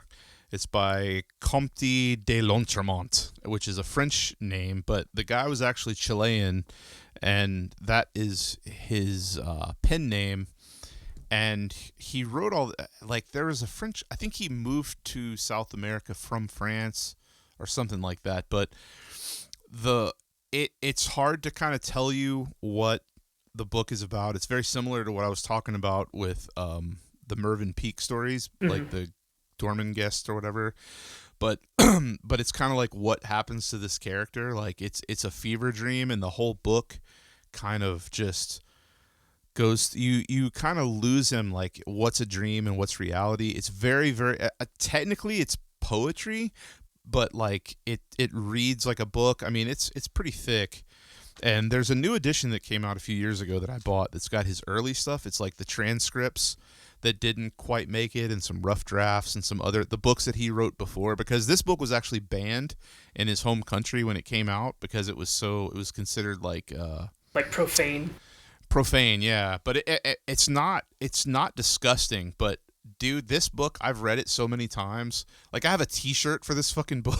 Like, Oh wow. like it's crazy. But like this book, the first time I read it, when you go to a show, like a seated show, like a symphony, and you stand up, or you go to a any type of show and you stand up, any type of event, you stand up when it gets really intense. I was doing that reading this book. Oh, wow. I was walking around because it's so goddamn intense, and I wish I could explain more, but it's so abstract and bizarre. But Is it like trying, horror? kind of. But it's not really science fiction. It's not really horror. I mean, it could be. It's kind of. It's one of those, like, my friend makes fun of me because I say it's my favorite book. He's like, it's kind of entry level. I'm like, dude, you are too snooty. But like, I've never even heard of that. So yeah, I mean, it's like a very close friend of mine sent it to me. So my first version is very old. It may be a first print. No, it's not that. It's probably from the 70s or early 80s. But I got another version just because this one's getting worn out. But everyone should if you like to read, you should definitely fucking check it out. You can get it on Amazon. His last name is spelled Lautremont, Lautreamont, and if you just look up Lautremont and Maldoror, you'll find it. I mean, it's fantastic. It's one of the best things I've ever read in my entire life. that's sick. Yeah, no, I'm like putting together a list. I'm surprised you haven't heard of that before. I've never heard of that, but that sounds right up my alley. It's really. Let me see really cool. what it says. It says Le Chant de my French. I'm a francophile, dude. I love French shit, but Le Chant, but I pronounce it like shit. Is a French poetic novel or long prose poem. That's what is considered prose. It was written and published between 1868 and 1869 by the Comte de Lautremont, the nom de plume of Uruguayan-born French writer Isidore Lucien Ducasse. Oh wow! And let's see. Yeah, it originally came out in 1868, so it's fucking old. But you can get a complete works on Amazon for really fucking cheap, I think. But like, and you could actually don't go to Amazon, go to Abe. Get a copy on Abe for next to nothing. Like, everyone should be going to that bookstore or that shop online. Abe Books or Thrift Books. Thrift Books is really really good too. Yeah, I'm definitely gonna pick up a copy of that. But the synopsis, it says, well, no, let's see. There's a movie? No, that's not the same thing. Okay. It's basically about the anti-hero, it says. It consists of a prose poem and cantos centered on Maldoror, a cruel, metaphoric being who despises humanity and wages a bitter, blasphemous war against God and all of his creation. It explores themes of dark surrealism. It's very surreal and poetic in that way. It explores dark surrealism, cosmic rebellion, violence, and the corrupt nature of the soul, heavily inspiring 20th century the 20th century surrealist movement. So yeah, when this came out, like, surrealism wasn't really like mainstream, so like no one had really, like, you think about that now, it's so common, but like in 1868, and once you read this, you consider like the time frame of when he's writing this stuff and where he is in Uruguay, like that's why the shit was considered like obscene or obscenity. It's not. I mean, yeah, people just didn't know what to make of it. Yeah, our senses are callous. I mean, they did the same thing to Arvo Part in I think Belgium. He was a classical composer. He's more modern, but like his stuff was banned for a long time. I believe it was Arvo Part, because it was considered obscene. But you listen to it now, it's like this just sounds like classical music. But at the time and where he was, it was so outlandish, you know. But anyway, it's really fucking good. It's highest possible recommendation to anyone. So yeah, it hasn't just been the last 20 years that stuff's been being banned. Yeah. It's been for ever since people have been making transgressive art. It's been banned, and people have been having issues getting their stuff out there. I mean, look at like Marquis de Sade. Yeah, I was gonna bring that up. Like 120 Days of Sodom was banned in France to publish up until what, like 20 years ago. Damn, that soon? What was that? I'm pretty sure. What was the? Was there a book? Was there a movie? Was it just called Marquis de Sade? Was that what that movie was called? Yes, the Jess Franco movie, the one where Klaus Kinski plays Marquis de Sade. I think this is a different one. It's called Marquis de Sade Justine. No. This is different. No, that's a 1969 movie. This came out in like the 90s or early 2000. A big name. Yeah, Marquis de Sade. Yeah, Joaquin Phoenix fucking directed it. Oh, Quills. That's what it was called. Quills. You ever seen that book? That movie? No. But I was going to ask, have you seen the Marquis de Sade puppet movie? No, but I want to. Dude, look up Marquis de Sade puppet. It's disturbing. I can't believe... Is it all old and like weird? Yeah. Hang on. Yeah, Quills is about the life of Marquis de Sade and like when he was in prison and stuff. You haven't seen that movie? It's great, man. No, we'll come back to that. I want to do I want to look up this puppet thing. Yeah, it's called Marquis. It came out in 1989. The puppets look all fucked up. Oh, weird. It's very disturbing. Oh fuck, dude, that is so bizarre. Oh. Yeah, and it has like they don't even look real. They look like fucking like weird like people, animal faces. They look like fucking demons. Yeah, it's a very that looks weird, man. Very movie. Very strange. No, the Quills movie, that was so good. I saw it I think twice in theaters because it was that good. Jeffrey Rush plays the Marquis de Sade. I really like that actor, if you know who he is. Yeah. And Kate Winslet plays Madeline, the love interest. And like Michael Caine is in that movie, and let me see who else is in here. The whole thing is great. Like the casting is good. It's very murky and dirty and grimy, and it's like a love story, but it's a love story the way like Dracula is a love story. You know what I mean? It's kind of like morbid like that, but it's got a lot of sex and stuff, but I don't know. Very, very good movie. So if it's not as extreme as the writing of Marquis de Sade, but it covers a lot of that stuff, and then there's a lot of innuendo that it's written and filmed well enough to where you can kind of, it'll make you sick enough. So yeah, I'd never heard, that sounds really interesting. I want to check that out. Yeah. Jeffrey Rush as Marquis de Sade sounds very, very cool. Oh, Philip Kaufman directed it, not Lloyd Joaquin Kaufman. Phoenix. No, no, but the main three stars are Jeffrey Rush, Kate Winslet, and Joaquin Phoenix. It's a bit of a love triangle, but it's more fucked up than that. But to check that out, it shouldn't be too hard to find. Very, very good book or movie. I'll check that out, and you check out that. I'll check out the puppets. Puppet movie. It's very fucking. Yeah, that weird. Looks disturbing, dude. Like, that's like what I picture like an animal like born of like bestiality would look like. Those fucking puppets, dude. It's except the dude that was in charge of the art direction was the same guy from Fantastic Planet, which is interesting. That makes sense. Jesus Christ! I'm looking through these things. Yeah, I've got a.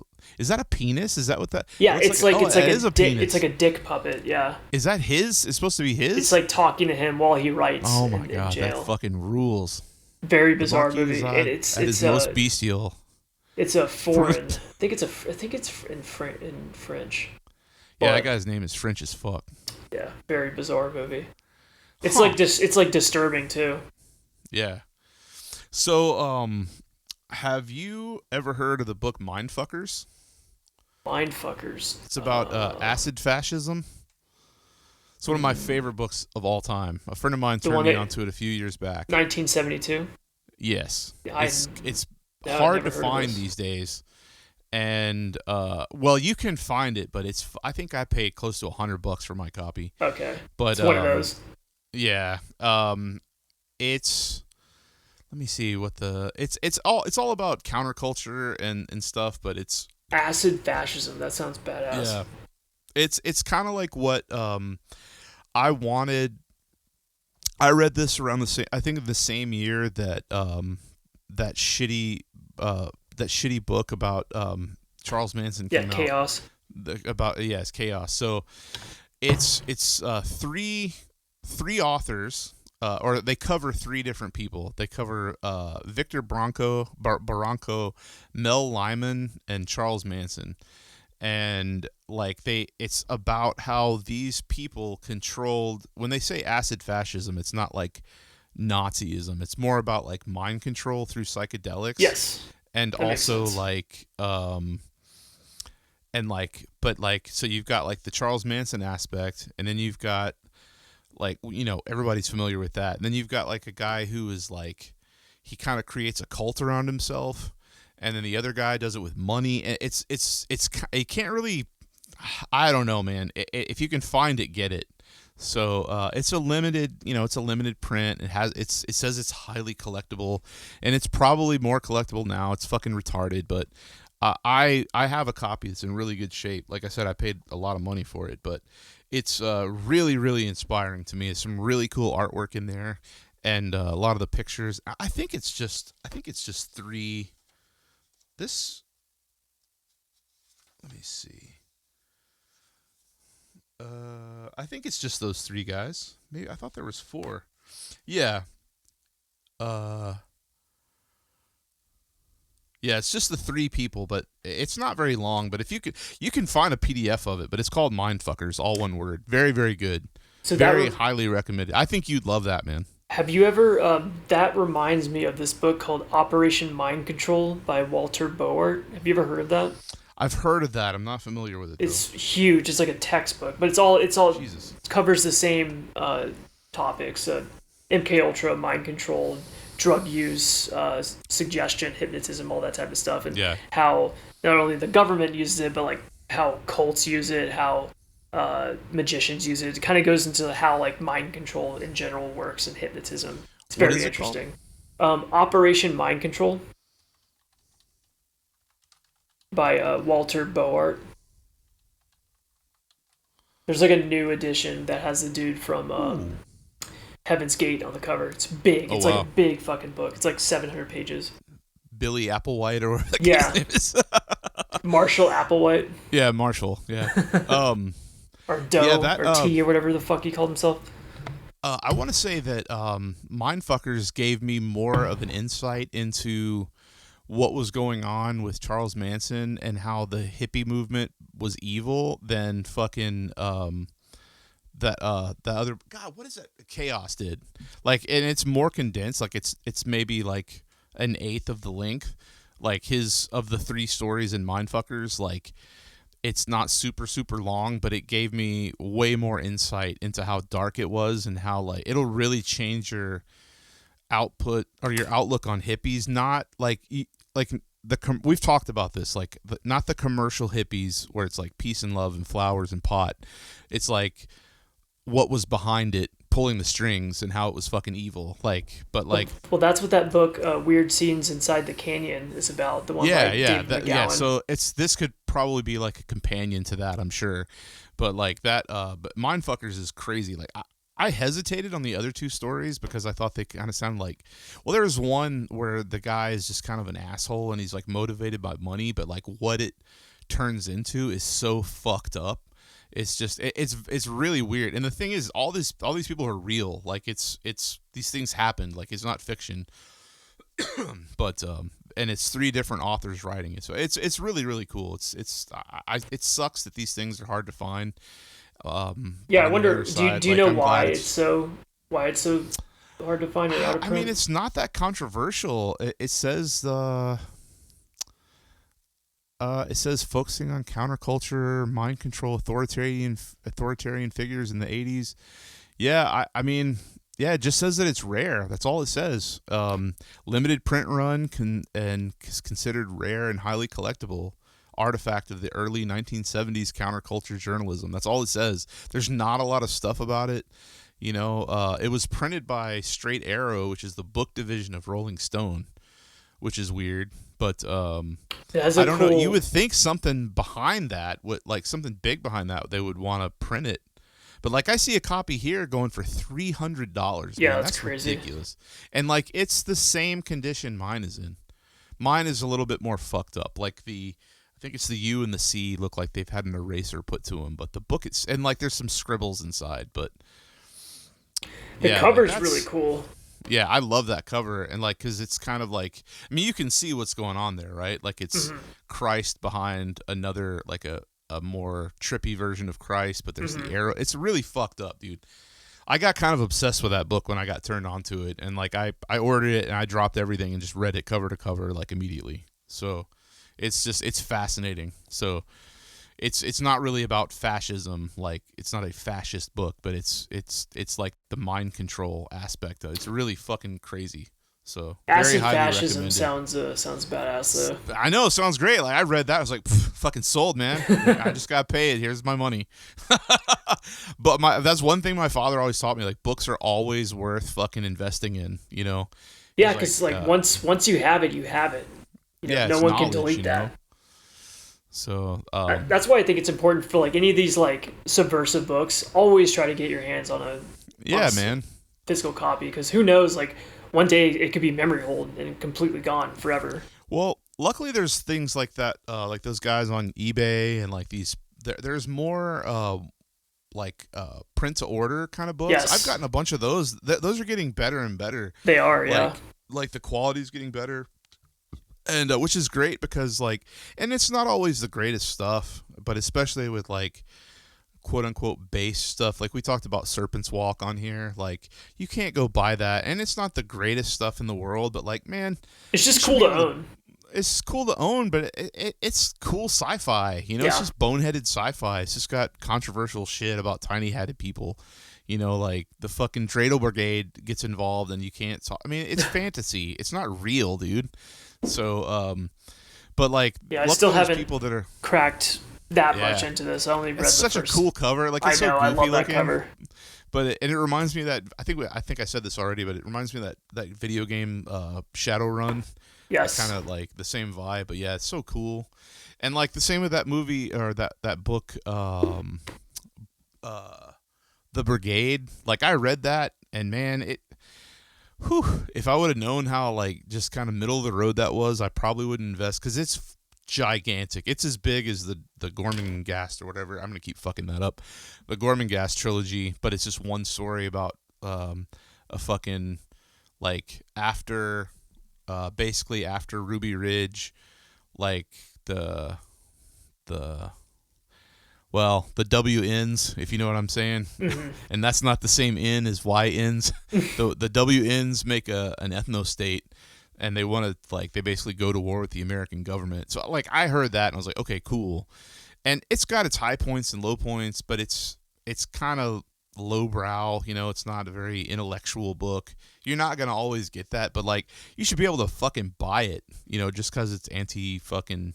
Just because the story says naughty things doesn't mean that it's going to influence something like that to actually happen, which sucks that those people have that much of a grip. But you'll see the Brigade in the same places as the Serpent's Walk, and there's other books in that same style, that are kind of right-wing fantasy novels or whatever.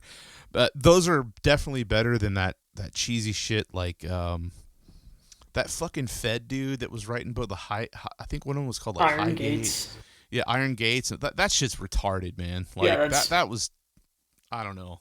You know those people were Feds, right? Oh yeah. 100%. Like I'm not just saying like I'm not just doing like the Spider-Man meme or like everybody's a Fed. No, I'm like that too, but but that guy was a fucking Fed. So. Yeah, and that book is like highly suspicious. I know there's some people who like claim to be like, oh no, it's good. It's like, dude, like no, it's a complete LARP and it's retarded. Yeah, someone sent me that to like a gift, and I was like, and I tried to read it, and I was like, this is fucking stupid, dude. Like I got maybe 2 chapters in, and there was like some like gay Nazi sex, and I'm like, this is fucking dumb, dude. It's like, oh, that's not sexual. It's like it's like a power thing. No, this is fucking Fed shit. You are a Fed. You're a federal agent, dude. Yeah, this good is evening. Not cool. This is fucking stupid. Yeah, good evening, federal agent. No, yeah, this book is glowing, dude. Like, 100%. Ridiculous. But I think that's one of those books that, like you mentioned, that some of those reprint dudes will sell. I think it's gotten like somewhat of like a cult following, but yeah, some people stupid. Like stand by it, but I'm like, and they're like, it's cult. No, it's garbage, dude. It's trash. There's nothing redeeming about it whatsoever, unless you just like shock stuff, and that's so played out, man. I mean, come on, dude. There's so much more stuff that's out there that you can do. You know, I don't know. There's more to life than just being like as offensive as possible. So yeah, or you know, read some of the stuff we brought up, like read 120 Days of Sodom, like read that book, and that's the OG shock literature. So much so where I think that guy was fucking imprisoned for writing that shit. Wow. The Marquis de Sade, yeah, pretty sure for just being completely profane and he was like. Yeah, I mean that's what Quills is about. Is his time in prison for writing that book, and he keeps writing. I just can't tell you how because it would ruin it. But you should watch that. It's fucking good, man. It's Hollywood, but it's really good, dude. I mean, the actors that plays him is amazing. So very solid entertainment. You know, I can't, but like that would never get released these days, especially with someone as a big of an actor as him. But I don't know what other books have you been into or are like my bit. I talked about newer books that are inspired. Like, dude, my biggest inspiration as a kid was Scary Stories to Tell in the Dark. Dude. Scholastic Book Fair, dude. Like, I love that shit, man. But like, what else? Like, what else are some of your favorites? Well, we've mentioned it before, but Apocalypse Culture, that was foundational. Oh, yeah. Apocalypse Culture 1 and 2. Those books completely blew my... And have you ever read Cult Rapture? It's kind of like the unofficial third one. Huh. It's another one by Parfrey, but it's like a reader, but a lot of really cool stuff in here. I'm trying to remember. There's like a G.G. Allen interview in here. Whoa. There's a How to Frame a Patriot, which is all about militia people in the 90s. So our guys. Yeah, stuff that we're both into, but. Yeah, and it also has the bombing of the federal building in Oklahoma City and its repercussions for America. So this came out right around the time, expose on the Oklahoma City bombing. So it came out right after. I always considered this the third book in the Apocalypse Culture trilogy. Really cool. I actually don't own the Apocalypse Culture. My buddy had those in high school, but I did not. I like looked through them, but I've never read them all the way through. You know, they're worth owning. They're interesting. Yeah. I want the first edition. So I have one of the modern. I think I have like a 2014 reprint, but so it's one of those books that each time he republished it, he took stuff out or added stuff. But the very first edition of Apocalypse Culture features James Mason writings, which he took out for obvious reasons. But I think in subsequent editions he kept taking stuff out just to he became a pretty big publisher at one point, so he had to kind of censor himself. But that whole crew, and we talked about it last time, that whole crew kind of ran together in like the 90s. Very, very cool. But I'm trying to What else? Well, we will probably end up doing a full-on episode about this book at one point, but my favorite book, music book in general, is Wolves Among Sheep. That is my favorite music book, just because for how much dense research those guys. It's the book about NSBM. Yeah, I still need to get a copy. Oh, it's the amount of research that those guys put into that book for that niche of a genre is insanely commendable. I think so. When it was published in 2015, they probably mentioned every single band that could be considered NSBM in that book. Damn, it's close to. I want to say it's 500 pages. It's very dense, but very well written. It's actually it's entertaining to read. They have several different like interviews with people. Like there's a Miko interview in there. There's a interview with Sandro from Black Shirts Records. I think there's a William Luther Pierce interview that they didn't conduct it, but it was pulled out from from a magazine. Just it was his thoughts on NSBM and like RAC, which is pretty interesting. Because what was it? The not the Order. The National Alliance ran Resistance Records for a while. Yeah. So pretty interesting. Just kind of goes into all that stuff, and then there's no way they talk about like all those cheesy, corny fucking NSBM bands that were on like that Wiener Solstice label, Winter Solstice or whatever that guy, like that those terrible bands. No. I think that so. When they were writing, I believe they started writing it in the. And I need to ask them when exactly they started writing, because that would help put in like to context of like what were the bands coming out. So it got published in 2015. So I'd say probably any band that was coming out in like 2012, 2013 probably was talked about. But no, they don't talk about it because there's so much of that fucking influx of just trash. Like, oh, I want to put a swastika on something and scream slurs and do a drum machine and call it black metal. Like that's fucking trash. That's not NSBM, dude. Yeah, there's been probably 500 bands in the last decade that have done exactly that and are complete trash and boring as fuck. I'm surprised that's not triple. I mean, it could be. Wiener Solstice put out most of that, so. I mean, it could be 500 alone from Brazil. No shit. I'm just looking over my shelf. What else? Yeah, Scary Stories to Tell in the Dark. That's foundational. Well, I don't know if I've mentioned it, but I'm super into like EC Comics, Tales from the Crypt, Vault of Horror, Haunt of Fear, Two Fisted Tales, Weird Science, Weird Fantasy. In my room on the bottom shelf, I have all this guy named Russ Cochran in the 70s and 80s. He published all the original EC Comics and scanned the original art. So if you have these, they're like the best way to own. It's the next best thing to owning the actual art. They're so beautiful.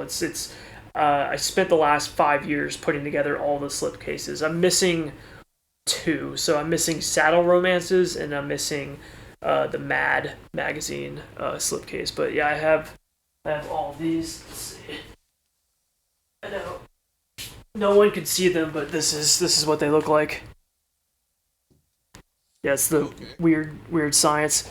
Are you into like comics at all? Sorry, I was looking at my bookshelf. I never got into comics. I tried when I was a kid. Like, I just couldn't do it. Like, I didn't. It just didn't resonate with me. Like, I never got into graphic novels. I tried, and I had some friends that were into it.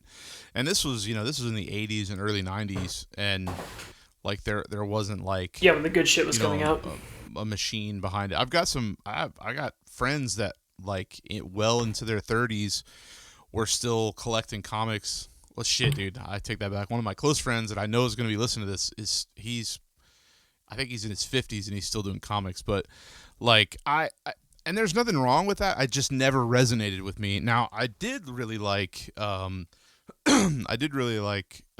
Magazine and Garbage Pail Kids. But I was a huge Mad Magazine fan for years. My dad got me into that. when I was a kid because he was into it. I think I'm not sure what do you know when that first started getting published? The 50s. So 50s, that tracks. Late Yeah, 50s.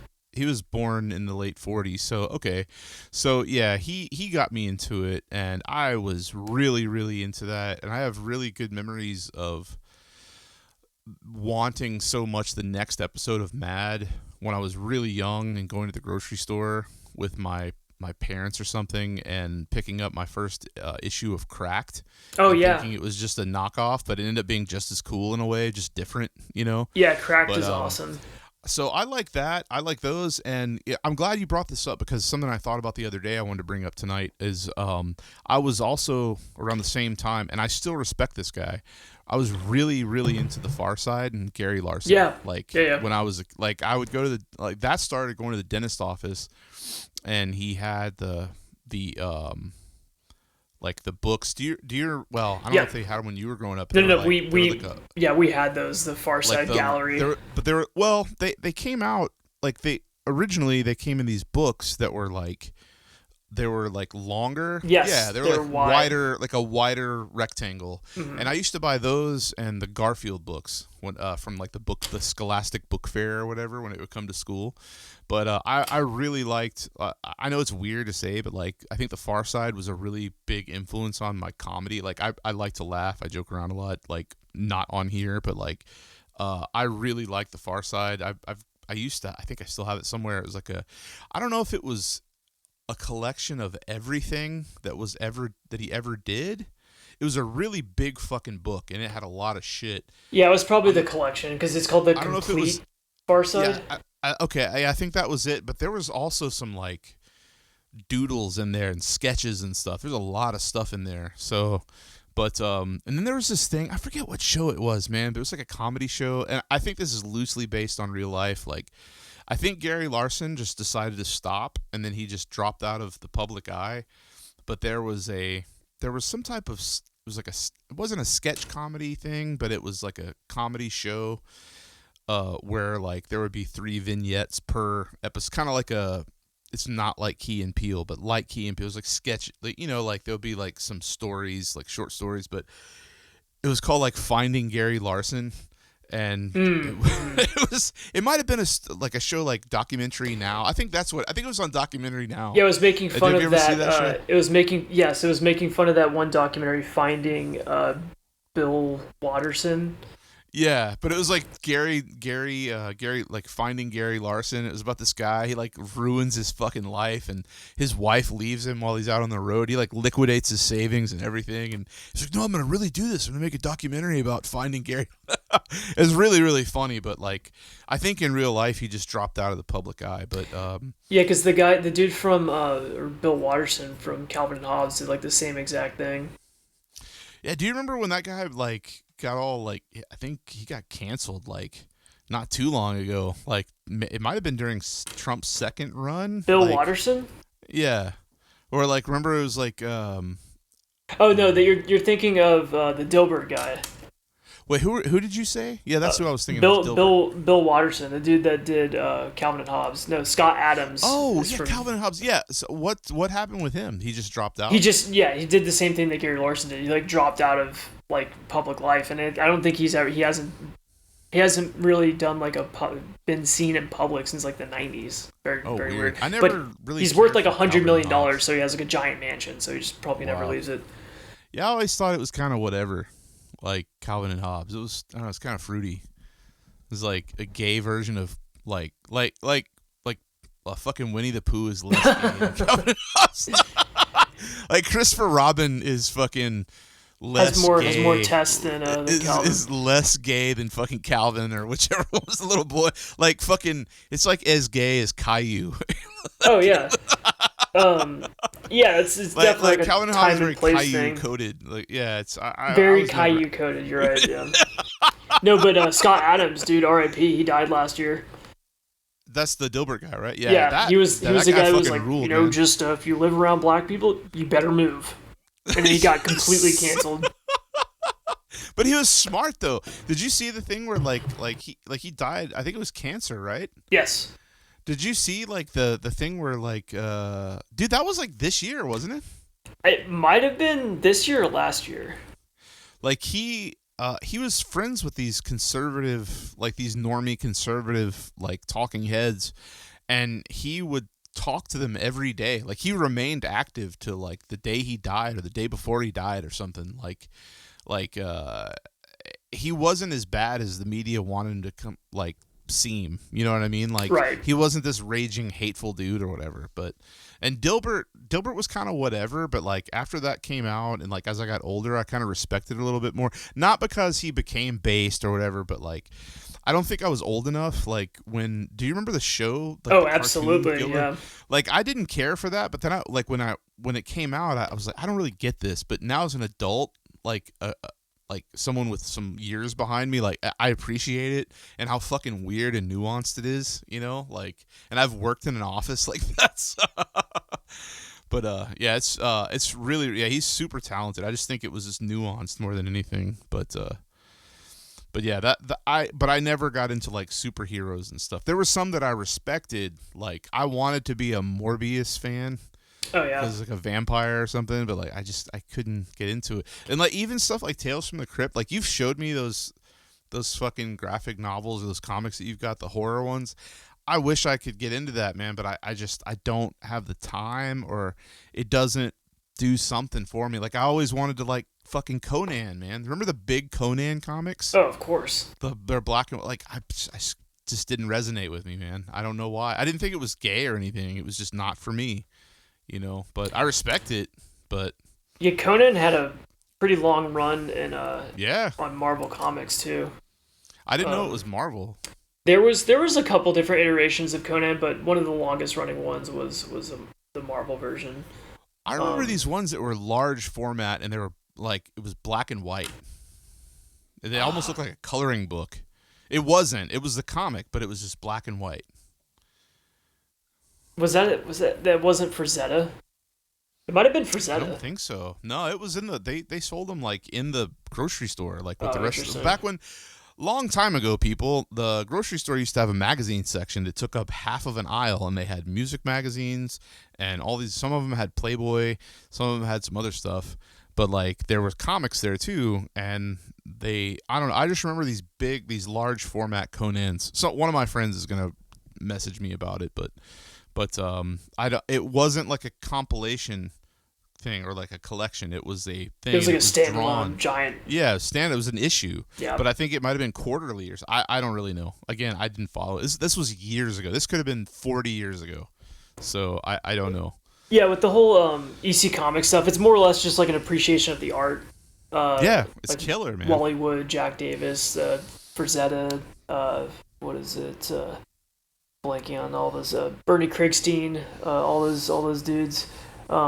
Really cool. I don't know, just especially with these slipcases, these Russ Cochran editions, you can Yeah. really see the original line art. I don't really like. I have a couple versions where it's colored in, but to me the black and white line art that's the true shit. Especially with like Yeah, Wally that sounds Wood. like the fucking the Conan stuff. Did we talk about Vincent Locke and how much I like his art? The guy that did the original, like the real Cannibal Corpse stuff. Like, didn't that guy?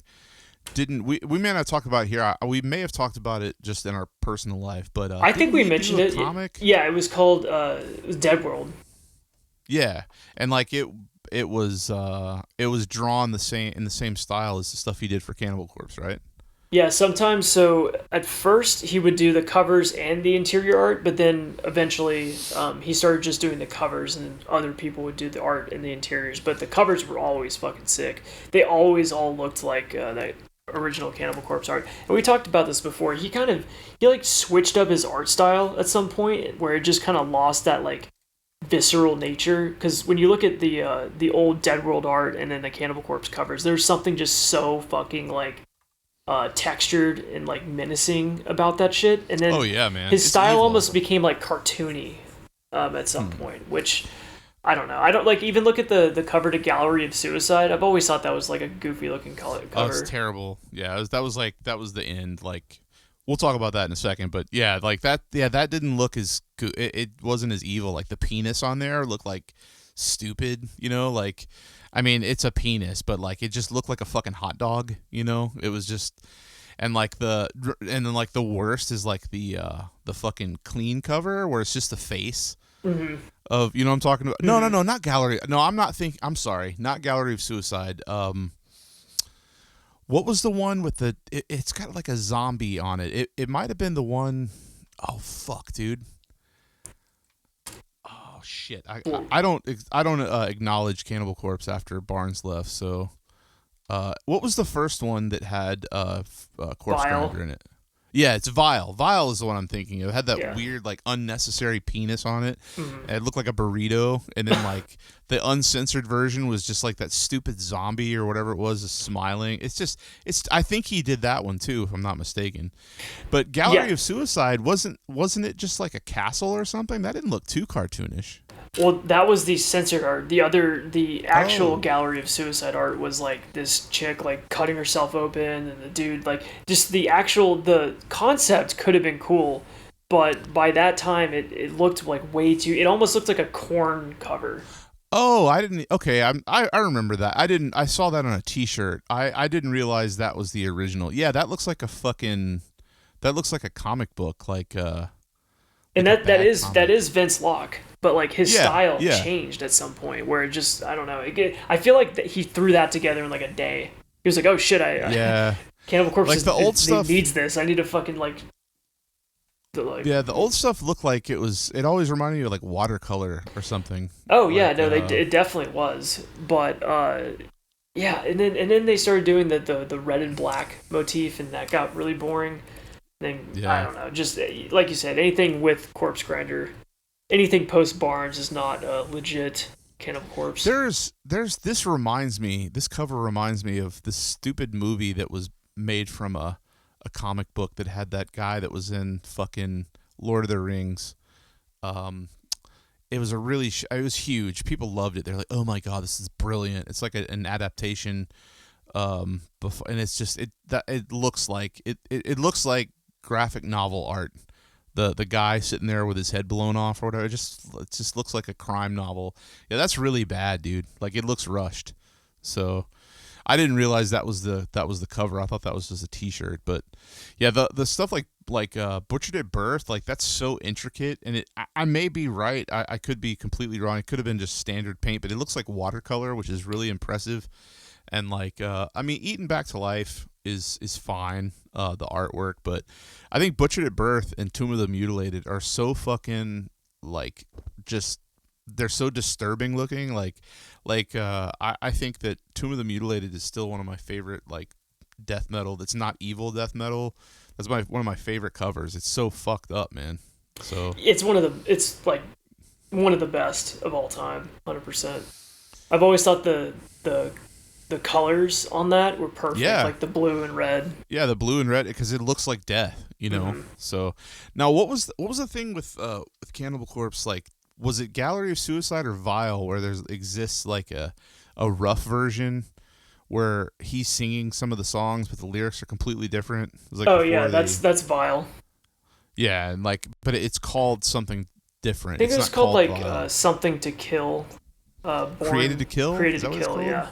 Yeah, that shit's killer, man. But like anything with Corpse Grinder is just it just reminds me of his dumbass face, and like his hobby is getting like fucking crane toys, like those fucking where you put a quarter in and get like a crane. Yeah, like the plush machines. Yeah, the plush shit, and give it to his fucking crooked-eyed fucking retarded daughter and his goofy looking wife. Like, ugh. Dude, it's fucking... Oh, that guy sucks, dude. What a fucking terrible person. What a terrible vocalist. It's like Metalocalypse culture fucking... Ugh. That was like... That was... To me, that was when... Like, the last nail in the coffin was rusted, and the coffin was fucking rotted by the time Metalocalypse came out. And people were like, oh my god, it's like a metal cartoon. It's finally something for me. It's like, oh... It's like that was like when all that shit started, like when people were just like the fucking funkofication of death metal. And it's all gone downhill from there. Yeah.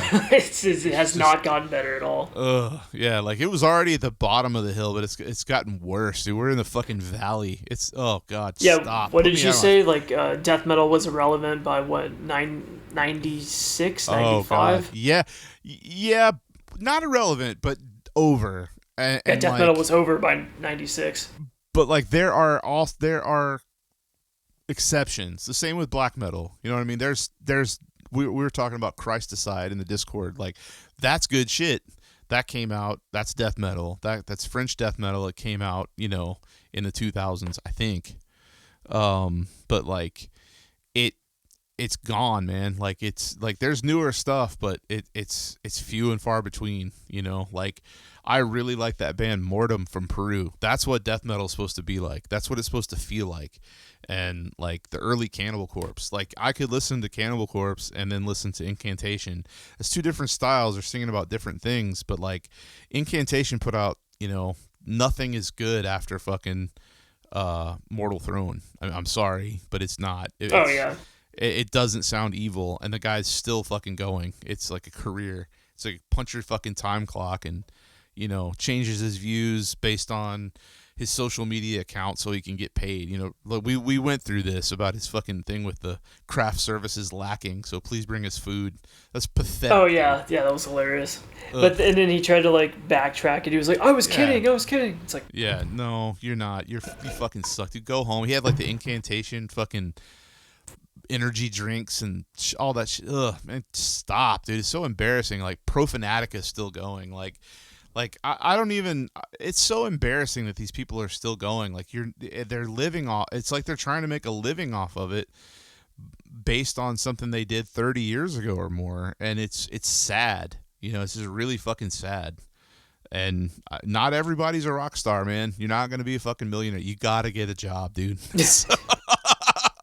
I'm sorry, but you have to fucking work. You're not gonna sell enough long sleeves. I'm sorry. Yeah, you gotta clock in somewhere. Even the big bands that are big right now, I'm not going to name them because I fucking hate them so much, but like, that shit's going to ebb and flow and it's going to go away. They're not going to be like that forever. You know what I mean? Like, I don't know. I just think of a band like Asphyx that's like amazing, and they quit, and then they put out some shit that was garbage, and then they had some side projects, and they're just like, you know what, we're just not going to fucking beat it a dead horse, like, had some good stuff. Just be content with your good output, man, and just quit while you're ahead. It's so hard for bands because even like when they start playing shows again, they go, hey, what if we've been practicing, what if we release one more record? And then they trick themselves into thinking it'll be good, and then their fans gaslight them and make them think that it's good. And like they pretend that it's good because they spend money on it. Yeah. And then a couple years go by, they may do another EP, they'll do an unsuccessful tour, and then they'll wait a few more years. Yeah, they'll do a D-Market tour. They'll play like Toledo or something. And then if you wait long enough, metal what is it? Fucking Maryland Death Fest will say like, "Hey man, remember that time you guys put out this album 40 years ago? Yeah, play an entire set of that. Can you get together and just do that?" And then like, but you can't play any other shows around it, and you can't do anything else. You just have to come here and play that stuff. Like they'll do that, and then you're just done. Like that whole thing I got tricked into by my fucking misinformed friend with Rotting Christ. Like, oh, they're gonna do a fucking non-servium set. I was so suspicious of that. Man. Yeah, they didn't play anything before like 2 albums ago, and that shit's terrible. That's dude. Insane. It's fucking awful. It's like, stop, dude, stop. Like, quit doing this, man. It's fucking not good. Like, who's tricking you? Is it merch? Is it social media?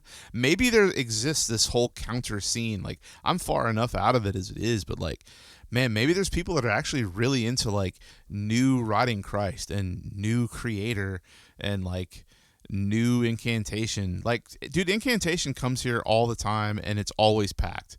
But I feel like it's just those people that are just like, oh, cool, a death metal show. Right. And like there's no substance to it. It's just going to be a bunch of people in like queefy colors and fucking friendly and taking selfies, and they're comparing patches and just all this really low T stuff, man. And like there's no attractive women, and the ones that are like dressed like sluts, and they're just like wearing a Vaughn shirt or what was this? A fucking Abysmal Lord, like some styro shit that sounds like some other band, or like a Blasphemy shirt or something, you know, like some shit that it's just it's all girlfriend metal. Yeah, it's all girlfriend metal, dude. Like it's those kind of people. I don't want to spend my fucking evening with that shit, man. And it's not gonna be good, and it's not gonna be fucking evil. So I don't know. I've been so out of the loop with shows. I can't even remember the last fucking show I went to, especially a metal show. Yeah, it's been like a year for me. I'm totally checked out. Isn't there some kind of isn't like Destroying Texas? Didn't that just that happen? Was last weekend? Yeah. Didn't our friend go to that? Yeah. Were you gonna go to that, or did? Yeah, he wanted me to go, but I was like, nah, man. Yeah, I'll go to hang out with you, but I'll stand outside and smoke, fucking flip the bird. That's probably what I would have done if I went. But yeah, I'll get some. There's good food in Texas, but like, man, I don't want to fucking like it's outside in fucking July. Like that's terrible. Yeah, it was 105 degrees out. Yeah, dude, it is fucking It is irresponsible levels of fucking heat outside, dude. Like the weatherman's like, yo, just don't go to work today if you can help it, man. Just stay home. Like if you're in the South, like or anywhere with like it's 100% humidity, it's like breathing soup. Like why would you say, oh cool, man, let's have a fucking show outside all day and everybody drink beer? Like you can't fucking catch a buzz because you're sweating it out and you're dehydrated and sunburnt and you're gonna listen to fucking shitty D-rate Mexican death metal and fucking old dudes play shit that sucks and then try to do new like who's stoked to see a new Profanatica set, you know? Like ugh. No thanks, man. It's not I think they're currently touring to like right now, like as we speak. Yeah, but I'm just using them as an example. No, I'm just like it's funny. Like, I don't know. I can't remember. I think the last time I saw Profanatica was like Hell's Head Bash. It was like 10 years ago. Man, I just don't get these festivals. I saw some new festival recently. It's like 4 days long. Why the fuck are these shows happening that long? Like Thursday, Fest should Friday, be like Saturday. One day. That's it. Yeah, one day is great. 2 nights, I can see that, a Friday and a Saturday, but you got to be special, and it doesn't need to be more than 5 bands a night. You know, like you don't need 25 bands in a day. Like that shit it's so played out, man. And I think it's just gaslighting people. Like, oh yeah, this is cool. Oh, I remember this band. I remember. I'm gonna consume this. And like, you really gonna have fun, dude? Like, you really want to go see Amorphous? You know what I mean? Yeah, and spend like $4,000. They're gonna play a 7-inch though. It's ugh. Spend like $4,000. Like we call them frequent flyers. Yeah, people exactly. who they have to go to every show, no matter where it is. Yeah, have to go, and they have like a little group of friends, because they're gay, and they're like, "Oh, I remember you from last time." Like, but you know what's even more pathetic than those people? Like those frequent flyers are the fucking sailor boys, man. The ones that go to like. That like have their little family, their nautical family, that they go to 700 million tons of metal, like those fucking awful fucking cruises, the most metal cruise in the world. That sounds fucking terrible. And you're always seeing bad things happening to people on cruise ships. Like there's always some like calamity that happens. Dude, I fucking wish something like that would happen to 70 million fucking pounds of metal or whatever. It just capsizes. It just fucking capsizes, or like everybody gets some type of weird strain of dysentery and dies. Everybody shits themselves to death, and then you got some people already making memes in real time saying like, you know, like everybody, it's so fucking metal. They shit themselves to death on the metal cruise. Like, fucking the ship's going down and Chrysian's playing or for I was gonna say and some third-rate styro, Crimson Glory and fucking Chrysian and New Nile is playing, or so bad, dude. Like, why does that exist? That is not the metal culture I grew up with, man. It's so pathetic. And going on a boat is fucking dumb. Don't go on a fucking boat to see bands. I think with that, like Dark Funeral played that a couple of years ago. Oh, Jesus God. Christ, that's wearing their armor in like the middle of the day in the ocean. Yeah. Oof. Yeah, I think with that, let's sign off. I'm exhausted. I gotta go to bed. I've ranted enough, man.